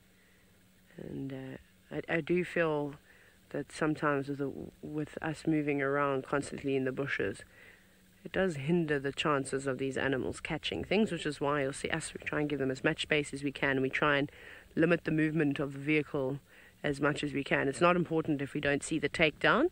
It's something that everybody needs to remember. It's important that we give these animals a fair chance at successfully living out here in the wilderness. So now he's just sitting, waiting, listening for anything to kind of move down in that drainage line. If there's a francolin walking around, they best be careful, because he's ravenous and he'll eat anything. I mean, normally his stomach is always bursting at the seams. That's not the case today, so he must be starving. Shame, poor Hosana. Carol, yes, I suppose the dewlap does get bigger and bigger. We were just talking about it a little while ago. It grows for their entire life, but it also depends on how much they've eaten. So if they're very skinny and malnourished, they probably won't have a dewlap. But if they're fat and fit and in good nick, then yes, their dewlap will be probably a whole lot better than that of a leopard that hasn't eaten for a couple of days. So Hosana has eaten well his whole life. Besides at one point where he used to feed on terrapins. Ah, there's a fly here. You are going to die. Okay. Sorry. I just swatted it like this. Sat in my face, on my lip. It was so revolting. So I just swatted it on away. Sorry, everybody. Sorry, Seb. I always malfunction when the flies come near me. Perfect weather for him to be on the move and on the go. I hope he also gets to catch something, just like Thandi. So at least this afternoon is going to be very exciting, don't you think? And we won't be going to Thandi. The reason why I say this is because everyone has abandoned Hosana, and everyone has just gone to go and view Thandi now. So there's a long list of people. Perfect timing. Well, I'm going to try and get around this drainage line and relocate on Hosana. off we go back to Tristan to see what he's now up to. Well, we were going to leave our Ellies, but there was this golden opportunity in the form of a beautiful termite mound that was right next to where they were. Well, not right next to, but in a rough direction that they're heading. And so we came right in front to be able to kind of get them, and they literally are going to walk straight at us. Now, if you look down to the base of this termite mound, there is a very fresh pile of dung there, and I think they're following another herd, which means that they should kind of pass us by. So what Craig and I will probably do is try and get into a really nice comfy spot, try and get ourselves kind of seated and down as low as possible, and then we can watch these Ellies come straight at us, but they should kind of theoretically walk in our direction. The wind is blowing straight into our faces from them, which is perfect. What's also interesting is there's a smell of meat in this area, and we found tracks for hyena and a male leopard also on this termite mound. So I've been looking up in the tree above us just to make sure there's no carcass, but it seems like all is okay. But so far I don't see any sign of a kill. You don't really want to be under a tree with a kill in it. It's never the best place to be with Ellies approaching, but I think we're okay. Maybe these hyenas stole the kill. Now you can see the Ellies are just feeding at the moment. Their general direction is straight at us, and I'm just thinking that if they come up onto this mound, then it's going to, I'm pretty sure they might even surround us on it. It's okay if we're up here. This is a mound that I don't think that they'll give us too many problems on. It's nice and tall and big. We've got a nice bit of cover here. The wind is okay, but it's just as long as we are not low down on the ground. If we're low down on the ground, we'd have a bit of a tricky time with them, but where we are here is absolutely perfect. Well, it depends. I mean, everyone's got different requirements. The work that we do is interesting because there's nobody else really that does live guiding.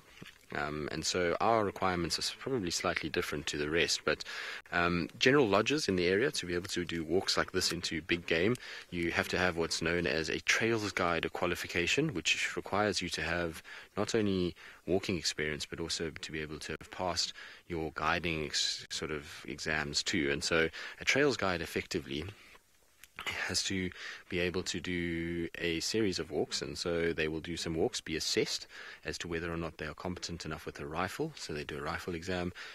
You'll do a whole bunch of walks that you then get assessed, and you'll then be assessed as a backup trail, which is, I think it's 10 walks, is that right, Herbie? 10 walks, yes, 10 walks is how many you do until you become a backup trailist. Then from there you've got to go and walk with another guide, and for 50 encounters, which is basically walking into any one of the big five and hippo 50 times. So, and you can't just do 50 hippos or 50 elephants. You have to spread it out between all of the big five and log pretty much all of them. And so you'll find that that's what you need to do. Then from there, there's also a certain number of hours that you need to be out on foot. How many hours is it now? 100. Yes, 100 hours to be able to get your advanced kind of trails guide. So that's 50 encounters, 100 hours on foot, and then you will do some more assessments where a guy that has done many, many hours in the bush on foot will then come along, and he will basically assess you as to whether or not you can guide a walk in a safe manner and do it in the correct way. And so that is the requirement to be able to be out here, is that you need to be able to carry a firearm legally. You need to be able to have passed the test for the firearm, which is a shooting test that is done by senior members of the FAGASA system, as well as then to be able to be assessed on a actual guided walk where you will take people out and show them around, which is quite interesting. So that's how you got to be able to do it. For our job, slightly different because we are not the one actually leading the walk. Herbie is. Good. Anyway, we're going to see if our Ellies are going to move towards us. I think that they might. So while we wait, let's send you back across to Steve. Fantastic, Tristan. Thanks for that information. We've got the lioness. She spotted what I think was a topi was walking towards her. She can't help herself. There's an elephant in the background as well. She's not going for that. We can't see it. Unfortunately, we've got a few vehicles parked behind us. We can't move. But they just can't help themselves. If something materializes himself in the way of food, well, they have to go for it. Topi are very vigilant. I was just asking Archie if he's ever seen a lion take a topi. They do eat them readily if they can catch them, but they're probably one of the most vigilant of the herbivores out here. And there she's gone. We've got another vehicle in front of us. You can see the animal. It says it was very close. Unfortunately, we've just lost view. But let's just watch this space. No doubt it will explode in either direction.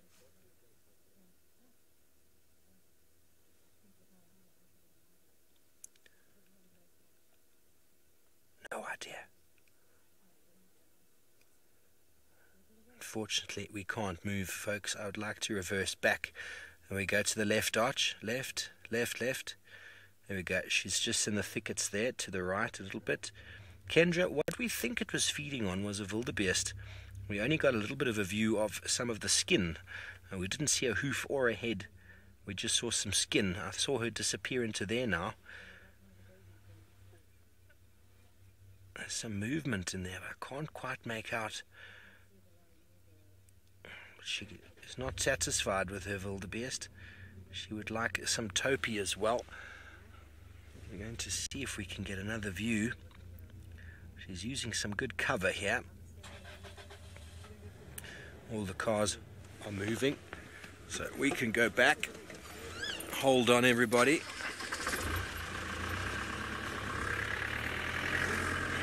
Hold on, hold on. Thank goodness that car has moved out of the way. Quite a few self-drive vehicles out this morning. This could go either way. I don't think she will catch the topi. It's just not... They're just way too vigilant, and I don't know if she's giving it 100% lion action. We can't go off-road in there though, so we'll just see if we can get another view just up here. As close as we possibly can. There she is over there, Arch. No, I don't think she's got any chance. Okay, well I think she's given up on her opportunity. I'm not sure where the topi's gone, but by her body language it appears as if they've moved off. But the rest of the lions are up over here, Archie. Here they are. Now we can see the rest of the pride. 1, 2, 3, 4, 5 there. 6, 7. Yeah, I think this is the Paradise Pride from the other day. They are being surrounded by buffalo, but we will come back to the action here. Tristan has got lots more pachyderms on foot. Well, indeed, they're unfortunately racing off. They've just come right past us. Two herds have actually joined. Just after we last spoke to you, another herd came in out of nowhere, and they kind of greeted each other, and now you can see that they are highly, highly mobile away from us and moving, and that's because of the two herds kind of coming together. But isn't this special? There's just ellies all over the place. It is really very, very cool to see. Now, Craig, I think let's just try and see. We might be able to get a really good view here. Let's try and just get down from this mound because they are moving away a little bit. Let's just try and see if we can get a good visual. Now, if you just come this way, Craigie, we're going to try and get you towards the road because... Oh, Craig is stuck on a branch. You want me to come help you there, Craigie? Well, you're all right. Poor Craig has just unfortunately got stuck on a little branch. But what we're going to try and do is we're going to try and get to behind a tree, and then they're going to cross a road which is right near where we are. We should get an absolutely brilliant view of these ellies doing so. Kendra, you say, wow, that's stunning. It is stunning indeed. Let's just try and get you across now. Come, Craig, let's head in this direction. So we're going to try and get in here nice and kind of close in to this sort of fallen over stuff and try and see whether or not we can get a better view of these ellies. There's just one ellie that's just kind of watching. There's a car. We're very close to a road, and so there's some cars that are around, and so we're just trying to see if we can get a better view. Come, Greg. I think if we just slide down here.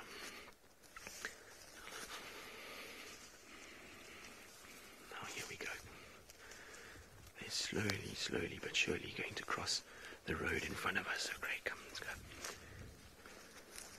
How cool is that? So we'll stop here because otherwise we're going to get a bit close. But look at that. That's magnificent. There are ellies everywhere. And they're busy crossing the road, kind of heading out.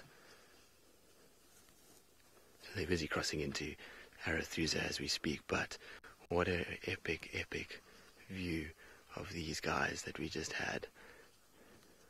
This has been very special to be on foot with these guys, and they're now actually coming around us a little bit, so we can actually see them sort of moving through the thickets. It's always interesting when you're kind of on foot with ellies to watch how they move. Sometimes they don't follow quite a straight line like you would think they would. They actually bend and move and kind of change, but look, their hearing is incredibly good. They have a very, very large ear that allows them to hear. The thing is, when they're moving like this, because they often move and they're hitting bushes and they're rubbing each other, you hear a lot of the texture of their skin. They actually can't hear things that are going on because they're making too much noise themselves. So if you're going to move, it's always good to move when an ellie's moving itself, because it actually doesn't hear as well. But their sense of hearing is incredibly sensitive. They'll pick up things that you and I would wish we could hear. And so you've got to always be a little careful with them and just be kind of conscious of where you are moving. But what an epic morning walk with these guys. That was very special indeed, and they are going to start moving off a little bit now. I'm kind of heading into a bit of a thicket, and we're going to lose view of them, but that was very, very, very cool. Got spoiled there a little bit. Seem to have had some really epic elephant walks since I've been at this kind of job. It's been amazing actually how many of these amazing walks you can get into. And it's probably due to the fact, for two reasons. One is obviously we've got guys like Herbie and Rexon who really are very good at getting us into good positions. The other thing is that we're a very small group. So, there's only the three of us that are out here, which makes it much easier for us to get closer to these animals. Good. We're going to let them go, though. They're going to drift off into the thicket. We're going to move out of here and go to a safer ground. And while we do that, though, let's send you back across to Steve, who has got a better view of his lions. Well, here they come. We now get a view of the whole pride moving through here. A large herd of buffalo moved in onto the scene where they were all still finishing up on the remainders of their wildebeest. And they've decided, well, we've got too many youngsters to risk getting involved with a herd of buffalo, and they're moving directly away. 1, 2, 3, 4 lioness. Is that a 5th lioness there? Some youngsters. Beautiful, beautiful pride. They've got a really nice pale individual there, the one youngster. And very pale in colour. They've still kind of got a little bit of an eye on a topi in the distance there, who is definitely giving them the eye. Another lioness materializing, so that's 5. That's what we had the other day. We had 5 lioness with that paradise pride. And I'm going to assume by the numbers that it is the same pride we saw then. See if one of these ladies is missing the tip of her tail, because that was one of the features that we saw. Cub's a little bit old, or a little bit young for the Magoro pride. There we go. That's the one missing the tip of her tail. The Magoro pride female is missing a tip of her tail, and she's got a sort of dark black mark on her lip. I didn't see it on this individual. It's quite tricky, really, the amount of lions that I've seen in the last week to really get a handle on them, but we're trying. She's also got a very nice mark on the side of her face. Well, through they go. Topi's having none of it. They're moving away from the buffalo because that's too much of an ask for them. Miranda, I'm not sure how far they move away. I mean, before it's considered too far, it's a tricky question, really. Just moving out of the way here for other vehicles that want to... Oh, sorry, Arch, we're now in a hole in the ground. There we go. I don't know how far away is too far. They don't go too far away. I mean, hundreds of meters. It depends, really. If the female has got cubs, they quite often can go and completely separate themselves. And it's the pride that actually moves away from them, invariably. The pride moves off and they go hunting, but then they'll come back, because generally where a female has her cubs and rests up and stuff is kind of within the territory boundaries of that pride. So the pride will move in their sort of circular motion of where the pride territories might be feeding, and as it happens, they just move. So kilometers, 5, 6, 7 kilometers, they can get away quite easily, but then they will find each other again. That is not a big feat for them in one evening sort of walking. So just them walking now, and you can see them coming out again in the open over there.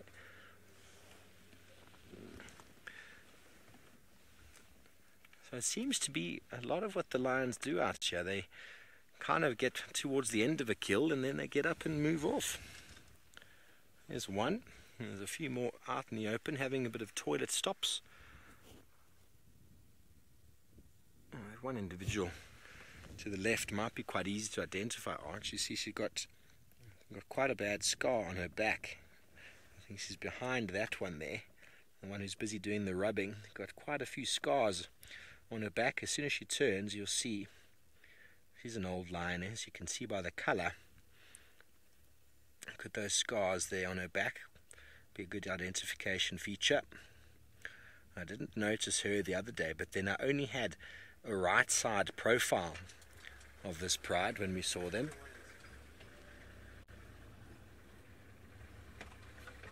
And they're walking back directly to the area where we had them last time. Last time we had them, we'd left them and then bumped into two of the triangle boys, which was, I mean, you can see the queue of cars there filing up to see them. And they're clearly moving off. You see them keep looking back. I don't want to tackle with any buffalo today. There's no big male lion in the pride at the moment. Buffalo, well, sometimes an easy meal for certain prides, but when you've got cubs of that sort of age, adult buffalo, well, have their own reputation. And okay, well, the cat day is turning out to be very, very successful, as Taylor has managed to relocate on the little chief. Sure, yeah, we did some much driving around trying to find a place to cross the drainage line, but we weren't successful. And then we sat for ages listening to the squirrels, and eventually Seb spotted him. He tried to sneak past us, but eagle-eyed Sebastian got him. And now he's coming back towards camp. He's actually, if he carries on in this direction, he might end up bumping into the Mangeni boys. Who's shouting like that now? Someone spotted him. Maybe it's another predator. Just want to listen.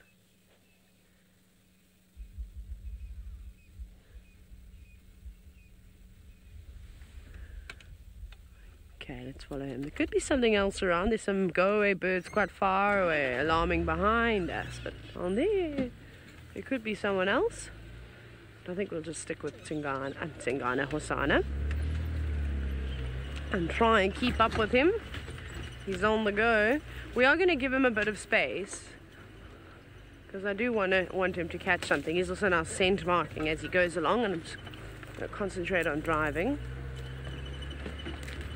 Going to weave around this way in case he does spot something down that side.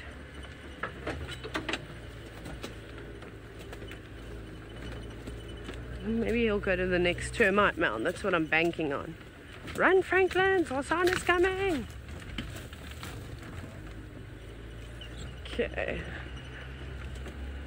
Here he goes. I just need to find a way around all those fallen logs. Okay, I'm just going to pick up a pace because I've got to do a big detour around. Goodness gracious. It is thick. Big log. Don't hit the side of the car. I don't know how we're going to get through. Is there a gap? Every gap that I kind of see is like, there's like a log that's basically saying, you shall not pass. Okay, I think we can...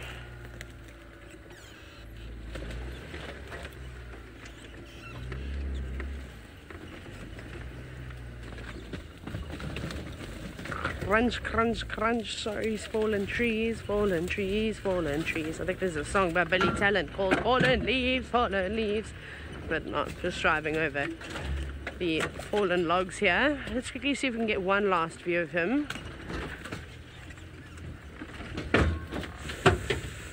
Oh, sorry, car. Sorry, Wendy.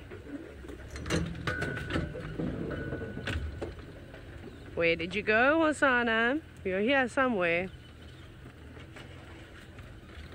Got him. cool. Seb's awesome because he keeps a lookout while I try and keep us from falling into holes. There we go. We'll just have one quick look. He basically is just walking across in front of us now. Here he goes. But we'll have to do a whole bunch of repositioning in just a moment as he takes us into quite a thick area. There's a lot of black monkey orange around here, which is not particularly nice to try and drive around. It can be quite difficult. What have we smelt up there? Oh, there's a look at the eagle on the top of the tree. Go straight up. That's what he's looking at. Alright, fly, tawny eagle. It looks like a tawny eagle. Tawny eagle's looking down at him. Hosana's going, should I climb that tree? Will I be able to catch it? No, Hosana. There's no ways that you are quick enough. Not with your tree climbing capabilities, I'm afraid. But again, this just goes to show how young he is. Yes, I'm talking about you. I didn't compliment your tree climbing antics. You need to work on that. You really do. Now that bird eagle sitting on a branch, but because Hosana is so young and the hunger is getting the better of him, he's now making he wants to make an irrational decision. You can see he's trying to figure it out. He's like, should I do it? Should I try and jump up it? How am I going to get round? No, I'll just sit at the base of the tree until you come down. Do you think that's what he's thinking? He's like, yeah, I will wait here until you have to come out the tree to leave. No, Hosana, they can fly. He does not need to come down. He sees something else now. Actually, I think Hosana might be my spirit animal. Just the way that he acts and the fact that he cannot focus for about longer than about 5 seconds.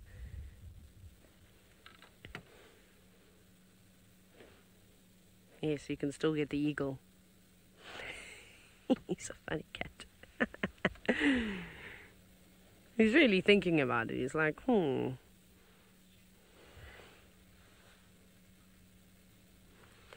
Carol, they sometimes do. I don't think that a tawny eagle would waste its time dive bombing a leopard. It's not particularly interested in Hosana. It's just watching him that he doesn't try and do something stupid. There's quite a few. I think there was a juvenile tawny eagle that just flew around now as well. So yeah, sometimes you'll see the drongos and things like that swooping down and mobbing predators. Lapwings, and crowned lapwings in particular. So they'll kind of do that, but otherwise no, they'll try and leave them alone. I think if a predator gets near a bird's nest, oh my goodness, yes, then they're going to be in a bit of trouble. They definitely will be. I'm trying to figure out what Hosana's looking at. Oh, do you know what? You know what he's looking at? He's actually staring. I've just turned my head all the way around like a praying mantis. He's staring at all the vultures. You won't be able to see it, that are in the tree. Here goes the tawny eagle. That were where the Mungane males are, so that's going to cause a bit of trouble. Let's go towards him. That's exactly what he's looking at. Silly cat, don't go there. There's lions. Squeeze through here. No, it's gone now. Now look, see, now he's back up again because he's gone. Oh, my bird flew away. You're going to walk towards the other birds now, Hosana. He's checking them all. So I think the reason why he's also looking up in the trees, and I suppose it's a very clever tactic, and perhaps one that he's really had to learn, obviously sadly losing his mother at quite a young age. He's looking up in the tops of the trees, watching where birds and vultures and things like that, or other raptors are sitting, but also if there are any kills that are stashed up in a tree. You know, if he can, he'll scavenge whatever he can take. And if there's a leopard that's gone off to go and have a drink somewhere, you know, and has left their kill in the tree and he comes upon it, kind of like what happened with Umfokazi, that male who sort of wanders and has no home, how he had the kill, Impala kill, and then he got fright from the vehicles and ran away, and Hosana went, cool, I'll just take it now, I'm not scared of the cars. So I feel like he does that quite often, although he is capable of hunting himself. So all the raptors still just in the area, waiting for the weather to warm up to catch the thermals. That's what the vultures have been waiting for all day long. Wonderful. Well, I think we'll try and stick with Hosana until the end of the show now that he's come out into the open. Also to see if he goes towards those vultures. I hope he doesn't bump into the lions. Let's go to Steve, who's now looking at the bovines. Indeed, this is what a lion would definitely try and crop out of the population. He's not very strong looking, either very sick or very old. Look at the bone sticking out. Shame. It would be no mercy, in fact, for lions to pick her off. Poor dear. That's not a healthy looking animal at all. And so essentially that's where lions play their role. They'll remove the sick and the wounded and the old. Some of the young, only the strong will move forward. That's how the arms race has moved on, and the breeding will be done by the healthy. Pan away from her and come to a buffalo bull on the other side of us here, and there's some very good looking buffaloes on this side. That one as well that you looked at, very, very good looking. Look at him, he's a beast. There's a prime bull. He's just starting to lose a bit of fur underneath the eyes, but look at that chest. He's a very strong looking individual, and he's looking at us as if, as we all know, we owe him some money. He's a big bull that I would think twice about encountering him on foot. But you can see there's still a little bit of fur in between his boss there, which goes to show he's a prime breeding bull. He's dribbling a little bit of nose juice and saliva as he eyes us up and down. This herd of buffalo moved directly in towards where those lions were feeding, and they decided to move off, and the buffalo haven't really done too much, just a few noses in the air. Kurt, you want to know what buffaloes smell like? I don't know if you've ever been in a milking shed. My grandfather had a milking shed, and we often used to go and milk the cattle. Well, buffaloes smell very much like cows. There's not too much to differentiate the two. There's a very, very cow-like smell. They are a wild cow, indigenous to Africa, and their dung and their body, well, I've never actually touched a buffalo or gotten that close to one as I have milking cows, but the smell they leave behind is one of manure, which is pretty much the smell that cows leave behind. That very nice sort of earthy organic manure smell, which if you enjoy milking cows as a child like I did, brings back some fond memories whenever I find myself ensconced in a herd of buffalo. You can see their bottoms are working overtime. They're constantly just depositing manure on the ground. They're non-stop feeding. Little youngster there being barged out the way. That was a really big bull, wasn't it? One of the prime bulls in the herd.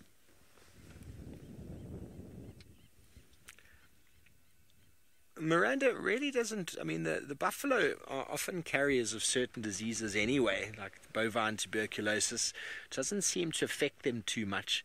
Foot and mouth disease wouldn't lead to the animal becoming so skinny like that. And whatever it is that's made them sick, and maybe they're just old, they have a digestive issue. I think the lions, that is what they do in the landscape. They carve out the sick, injured and wounded, same as vultures eating diseased animals. But yes, by all means, lions can be transmitted or can transfer the TB to them, and affects the lungs and can affect lions' performance in bovine tuberculosis. When it comes to foot and mouth, I'm not too sure about that, but foot and mouth in the landscape is not ideal, and animals will die. So lions, I don't know what happens to a lion if they eat a foot and mouth diseased animal, but that's what they do. Pick off individuals like that, seemingly too unbothered, not too bothered by doing so.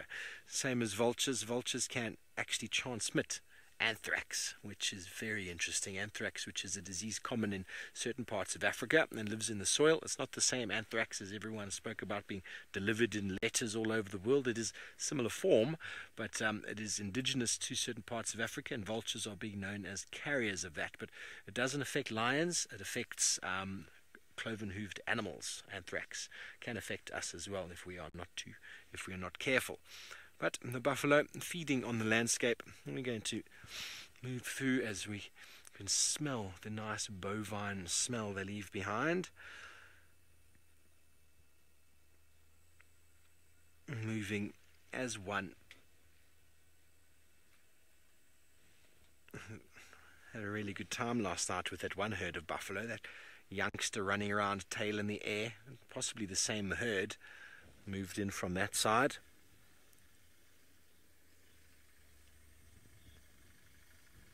Okay, well, we're going to move on from our buffalo. It seems like Tristan has had a marvelous morning with elephants. He's moved on from them now. Let's go and see whereabouts he's headed.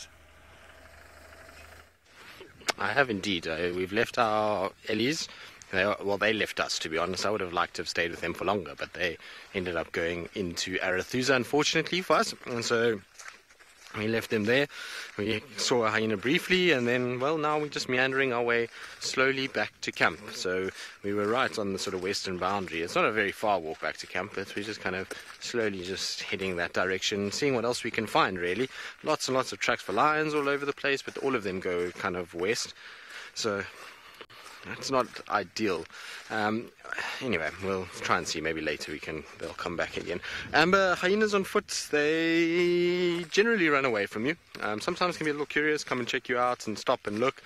But for the most part, they'll just move away. So the hyena we saw on foot was just lying down, and then it saw us and stood up and just kind of slowly walked away. I think it also, unfortunately, got sandwiched between those two herds that were about to collide, so I think that motivated it to get a bit of a shift on a little quicker than it probably would have.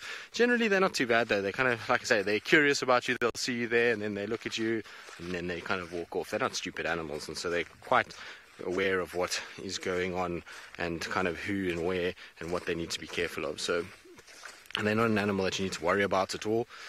They have never, in my experience, been charged by a hyena, been tried to kind of be aggressive towards me on foot. I've had one recently sniff my leg, which was a bit weird, but never actually kind of be aggressive or try and like hurt anybody, especially on foot. You know, when you're up and standing like this, we're a big profile, even though it's just the three of us. We're still quite tall figures, and hyenas just generally are very wary of that. They kind of see you and they just walk off a little bit. So, you know, not too bad to walk into hyenas. I quite enjoy them on foot. They make me laugh a lot. They typically, sometimes you find them and you kind of disrupt them if they're sleeping by mistake, and both of you get a bit of a fright as this hyena scampers off with its kind of bum low to the ground as though wild dogs are chasing it. It's quite funny to watch when they do that. So they're much like most animals in that they're a bit wary of us more than anything else and tend to try and kind of move away more than stay close by. Right, now I'm going to send you across to Steve, who apparently has found something strange. I hope it's not a UFO. We have found something kind of strange, and it's not the buffalo. I'm going to pan out, and as if someone has left their luggage here in the wilderness. It's in a hard case with wires plugged into the ground. I'm going to assume it's a camera trap. I'm going to assume, but it's bent down and forward. Doesn't look like it's on any form of game path. So very, very strange, but it looks like it's purposefully put there. There's probably a battery inside the box, and then a black cable coming out to charge whatever it is that's on top. Seemingly looks like some form of camera light-ish kind of thing. Looks like a Tupperware, in fact, on top there with a plug going into it. It's nicely waterproofed. What exactly it's for, I wonder if anyone out there can tell me, because we have no idea. I don't think it's a bomb. If it was, what is the objective of the bomb? Most likely a camera trap of sorts, but for what purpose? Maybe there's a burrow or something nearby here that it is busy filming. I do not know. Perplexing. Anyone out there who has more information than we do, please feel free to drop it in on the YouTube chat at FC What Is The Box or on hashtag SafariLive. Kurt, obviously a Wi-Fi box, obviously. What else could it be? There, in the I mean, if Archie pans around, I mean, it's just we're in the absolutely middle of nowhere. Yeah, there's no game path. Anyway, very strange, very interesting. Nice discussion point. Oh, here comes the rain. Okay, well, we're going to leave the luggage in the bush here. We're not going to go and collapse it. Ravinda, you reckon a GPS-enabled camera trap? Well, say that 10 times fast. GPS-enabled camera trap. It's a mouthful. Yep. Could be, but must be a battery and there's no solar panel. So they must be checking it quite regularly, or maybe there's a car battery in there. That's why the box is so big. Purpose of which, unknown. That's what I love about the wilderness, is that always you can go by to your business and there's going to be something mysterious that you just don't know the answer to. But when it comes to human devices, well, the mind just is always very interested, isn't it? What could it be? We have no idea. I'm sure there are going to be some very inventive answers coming through. Please keep them coming through. What is the box in the bush? Whatever it is, it's probably quite expensive. Oh, expensive? Maybe we should go back and check. Must be a camera trap. It seems to be a camera trap. If we got to look from the other side, but you know, the top is a Tupperware that's been closed over. So that means the camera trap is looking through a plastic Tupperware. I don't know. Without too much more investigation, we might have an unsolved answer, but I'm sure there's someone out there that's made something like that before, seen something exactly like that before. I certainly haven't. Camera traps normally are attached to trees or an ant farm. Lou, who said it? Oh, quite an intricate little ant farm. We just rather stick to the whistling thorns for ant farming out here. Anyway, Lou thought it was an ant farm. Okay, we're just going to go through this little lugger here. We've been gracefully asked to come through. Thank you, sir. Through we go, on the other side.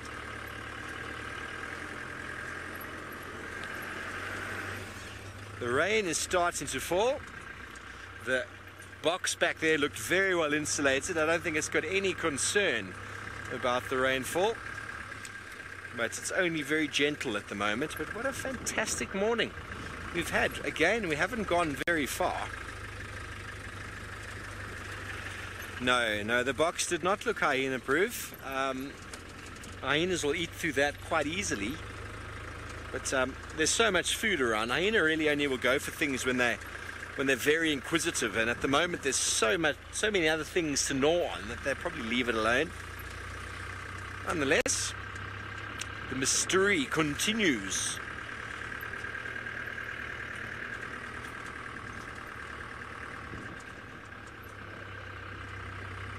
Well, through the floodplain we go, the marshy area.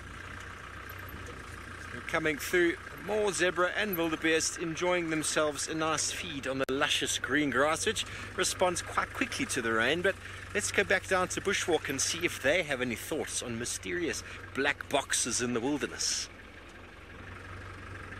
Well, sounds like something out of The Hills Have Eyes for Steve there. But as you can see, we're following a kind of wet spot that's been kind of going down the road and then ultimately ends in this wet patch over here. Now, what this is from is very, very easy to tell, because at first when you follow it, you would have looked as though it's a mussbull elephant that's been walking down the road and dribbling as he's gone, but that's actually not the case. You can see there's a very tight sort of loop on it, which would be too kind of short for a mussbull. A mussbull would be far more erratic as well. This has got a nice little sway to it as it kind of led to this patch here. But what it actually is very easy to tell because of, well, right in the middle of this particular little wet spot is a track, and so it is a hyena that's urinated here. But it seems as though this hyena has been in a water point somewhere, and what you're seeing is the spray as it was walking along is its tail moving up and down.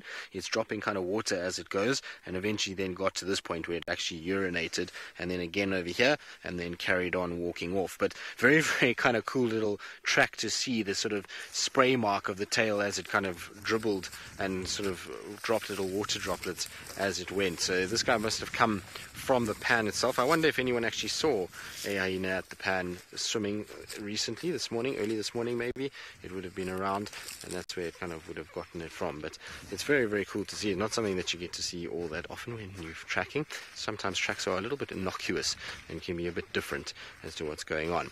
Now, what we're trying to do is essentially, we've been trying to look, since we kind of finished up with those ellies, we've been trying to look for any signs of insects, or I've been trying to see if there's been any growth of plants since we had that bit of rain, but it just seems as though nothing is really kick-started yet. So even though we had that 6 millimeters of rain, we haven't seen any change in the grass. There's no green shoots that have popped up, and they would have popped up by now. It's still, you can see, very dry and very brown, and that's probably why we're not seeing the insects yet. Even though it did rain a little bit, the insects haven't quite yet come out, and neither has the grasses. The only thing that we're starting to see change a little bit is the marula trees.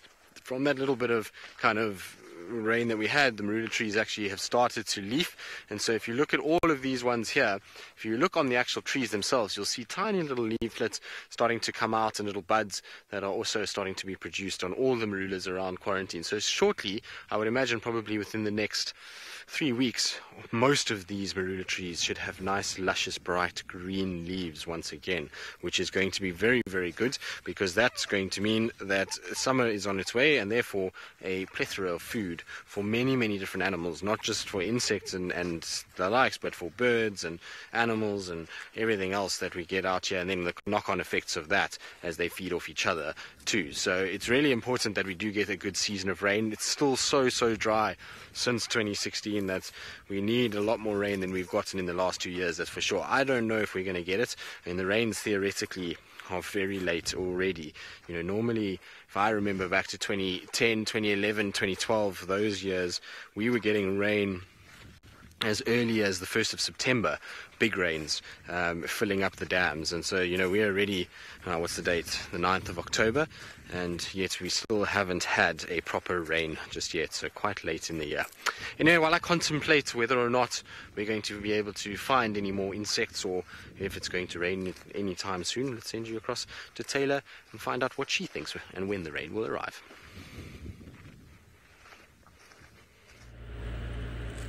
I don't know, I don't like to play that guess when the rain's going to arrive game, because I'm really bad at it and I don't like losing. Right, so I haven't given you all an update just yet, which I'll get to in a minute, because there's another update that I need to give you. Oh, look, a daycare. This is not Dirk though. This is another daycare. So basically, we left Hosanna to carry on with his morning, because it got quite tough to try and follow him through the Black Monkey Orange, so we gave him a break. And I hope that he finds some breakfast. So he's either going to go and drink at the swimming pool at Inga's, or perhaps he'll arrive at Vuyatela Dam, so keep an eye out. Hello? Your horns are not very straight. Although they're very straight, they're just not the same length. One looks like it's a lot larger than the other. Bow! Off it goes. Been spotted. Again, all feeding underneath the jackalberry trees. Fantastic camera work, Sebastian. If I had a gold star, I'd give you 2. Wonderful. That was quite cool to see. It's always nice to watch them bounding around. They're very athletic little antelope. And then the other update I need to give you is dinner. Do you remember last night I said to you on the Sunset Safari that Tristan was cooking dinner for Ali and I? He did. And he did a great job. I was skeptical. Very skeptical. Oh, eagle sprout. You were asking that, so there we go. That update just for you. Oh, my favorite, some of my favorite birds, white-crested helmet shrikes, bounding about, just up there. So yes, it was really nice. We didn't have the chicken in the end because Ali said she was not going to spend her whole afternoon trying to fight through the crowds of people at Pick and Pay, which is like basically a grocery store. And so that's fine. So we had a prawn pasta. It was lovely, at cherry tomatoes. Ali said it was too spicy for her. I loved it. I thought it was fantastic. Birds, you wouldn't have enjoyed it very much because you don't like to eat shellfish or pasta. You just like to eat insects. Oh, is the Dacre back again? Yeah. Bye. Thinking that he gets away. It's very cool. Very nice. We've got all the animals here on quarantine this morning, which is unusual because normally we see nothing up here. Although I'm really sure Hosanna's either, he might go to the Braai side. Perhaps he thinks we're having another barbecue sometime soon. He might be having that Dacre for a barbecue if it's not careful. And there are quite a few of them up and around here at the moment. So So yeah, so dinner was really quite nice. I thoroughly enjoyed it. So well done, Tristan. You can cook quite nicely. Can we have another? Sorry, say those white-crested helmet strikes are still just on that fallen tree there. There we go. There they are. Now, I think they're going to be very happy at the moment because there does seem to be like a slight influx of insects. Like I said, there's quite a few grasshoppers around. There are these weird chafer beetles that are flying about at the moment. There are lots of spiders. Please eat all the spiders. Funny enough, they do have an incredible relationship with community and nest spiders, these white-crested helmet shrikes. Go on, what you doing now? Flying from branch to branch? Okay, they're all gone. Ah, Snazzy, you said they look like fat blue jays. Yes, it's a bit chilly, so I think the birds are a little bit more fluffed up than they normally are. That's for sure. Look at them. I love the way they jump, desperately looking for any insects. They might find some praying mantis up on the branches. What else could they find? But they're enjoying these toppled over silver cluster leaves. They're providing a great, I suppose, network for them to try and find some food. Right, off you go to Steve, who's also doing a bit of birding, but he's looking at some much larger. Yes, well, we've got a really nice group of vultures squabbling away. Maybe have a little listen, see if you can hear them.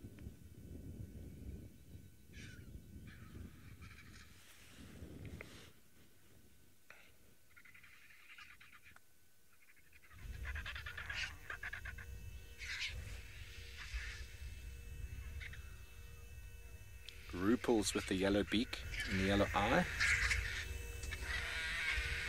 Whitebacks in there as well. Now, last night we had that lioness, and this is exactly where she chased that herd of wildebeest. And then after she chased it, we lost her. We lost sight of her. And I'm pretty certain now that she must have grabbed something right in this little depression, because this is exactly where we lost her. Couldn't find her again. Might have caught a youngster. Has given it up to the vultures.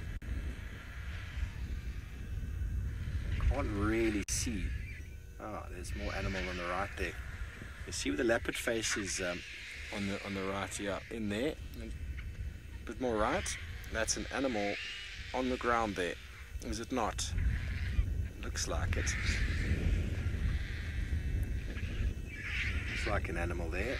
And the leopard face they're feeding on. So probably was killed by the lioness, and then maybe hyena moved in, ripped it apart, and now the vultures are squabbling over the remains. The coloration of the fur there looks like a young wildebeest. Oh, there's some animosity going on there between the Rupal's vultures. Tom, what a mess indeed. Always interesting to find vultures on the ground when they've got something. Lots of noise, lots of action. Definitely looks like something there, doesn't it? At the base of that leopard-faced vulture's legs. I'm going to assume it's a young wildebeest that got split in half here.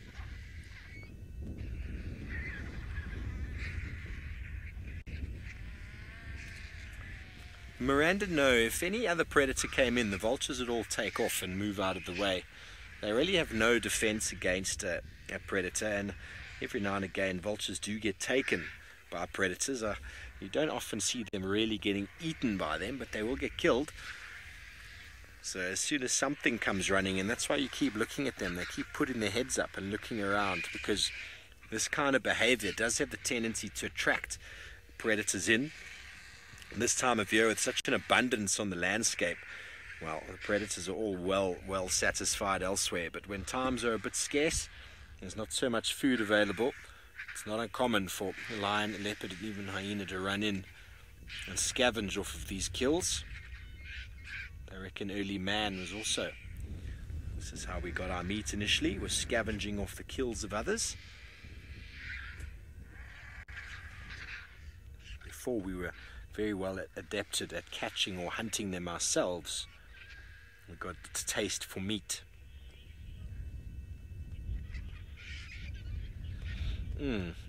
Davey, it is very fuzzy.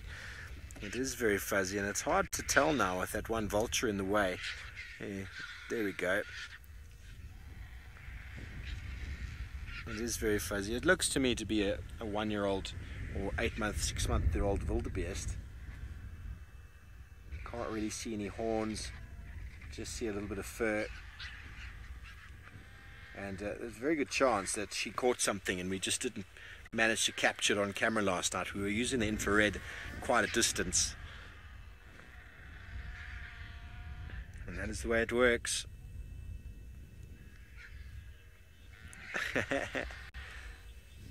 Okay, well, from the scavengers of the plains, scavenger of the largest carnivores, Tristan has got the smallest carnivore in the area.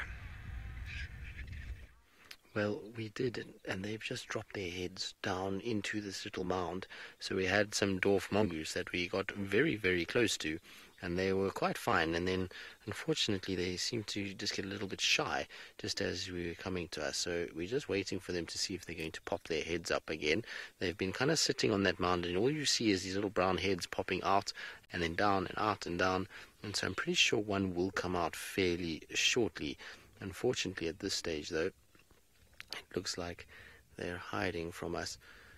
They can sometimes be quite funny animals. When they decide that they're a little nervous, you'll find that they'll just be a bit shy, and kind of it takes a bit of time for one to be brave enough just to pop its head out and have a little look around, and I'm sure they will shortly. We've been sitting here and they've kind of been in and out quite a bit while we've been here, so we're just kind of sitting not too far away, and we thought we'd sit down like this because ultimately that makes it a lot easier for them to not feel as threatened. If we stood up, they'd feel a lot more threatened a lot quicker. So I'm hoping that they're going to come out. At this stage, it's all very quiet at that mound. You would think that I might be lying, but I'm hoping that one of them will be good enough as to pop up its head so that you can all see them.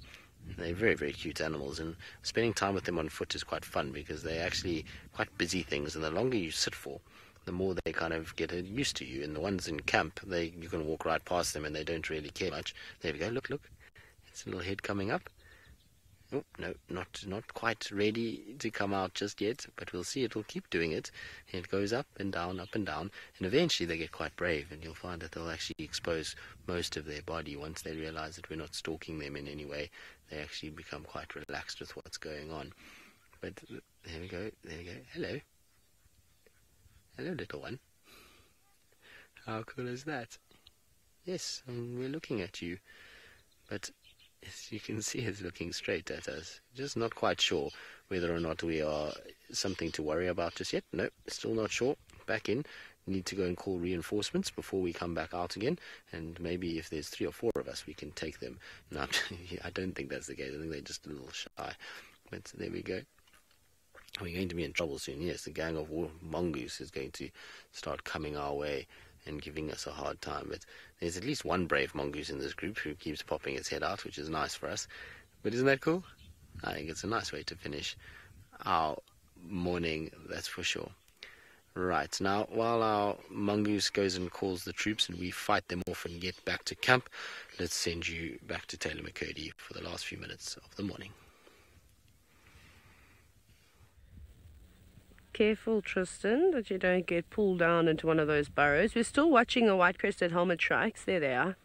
This is a different flock, though. And they're all bounding around on the branches quite nicely. Now, I suppose they eat a variety of different insects, but they do prefer caterpillars. That's what I've actually seen them eating the most. Can you hear them? Let's listen.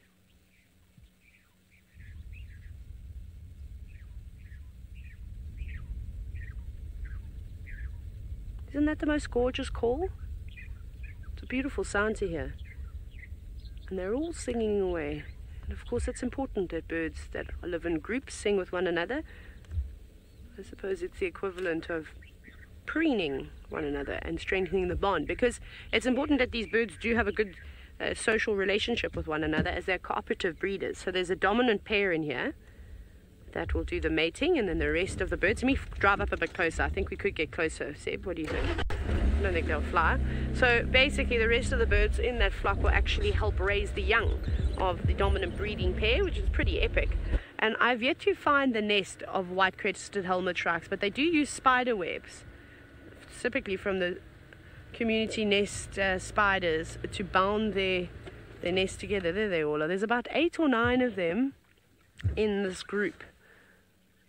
There they're all just sitting. You've got the bottom screen. If you drop down, there's like about 5 together. There we go. There we go, wandering iPhones. They were wondering about their call. So luckily for you, they're all very chirpy today. They're such fascinating little birds. See, they're eating little insects. Maybe there's ants and things that are moving around on the trees. Perhaps that's what they're looking for at the moment. The ants and termites tend to be fairly active. It's overcast, it's nice and warm, so they might be out working. But it is always pretty amazing to watch them go about their day. I could sit for hours. And it's nice to see the Retz's helmet shrikes too, which is the same species of bird. They're just obviously a different kind. They're black in color and they've got red sort of rings around their eyes. Awesome. Well, it's been a very successful safari this morning, from leopards, lions, hyenas, and of course all the birds and elephants on foot. I hope that you enjoyed it. I most certainly did. And we look forward to doing it all again this afternoon for the Sunset Safari, where we welcome Jamie and Brent back.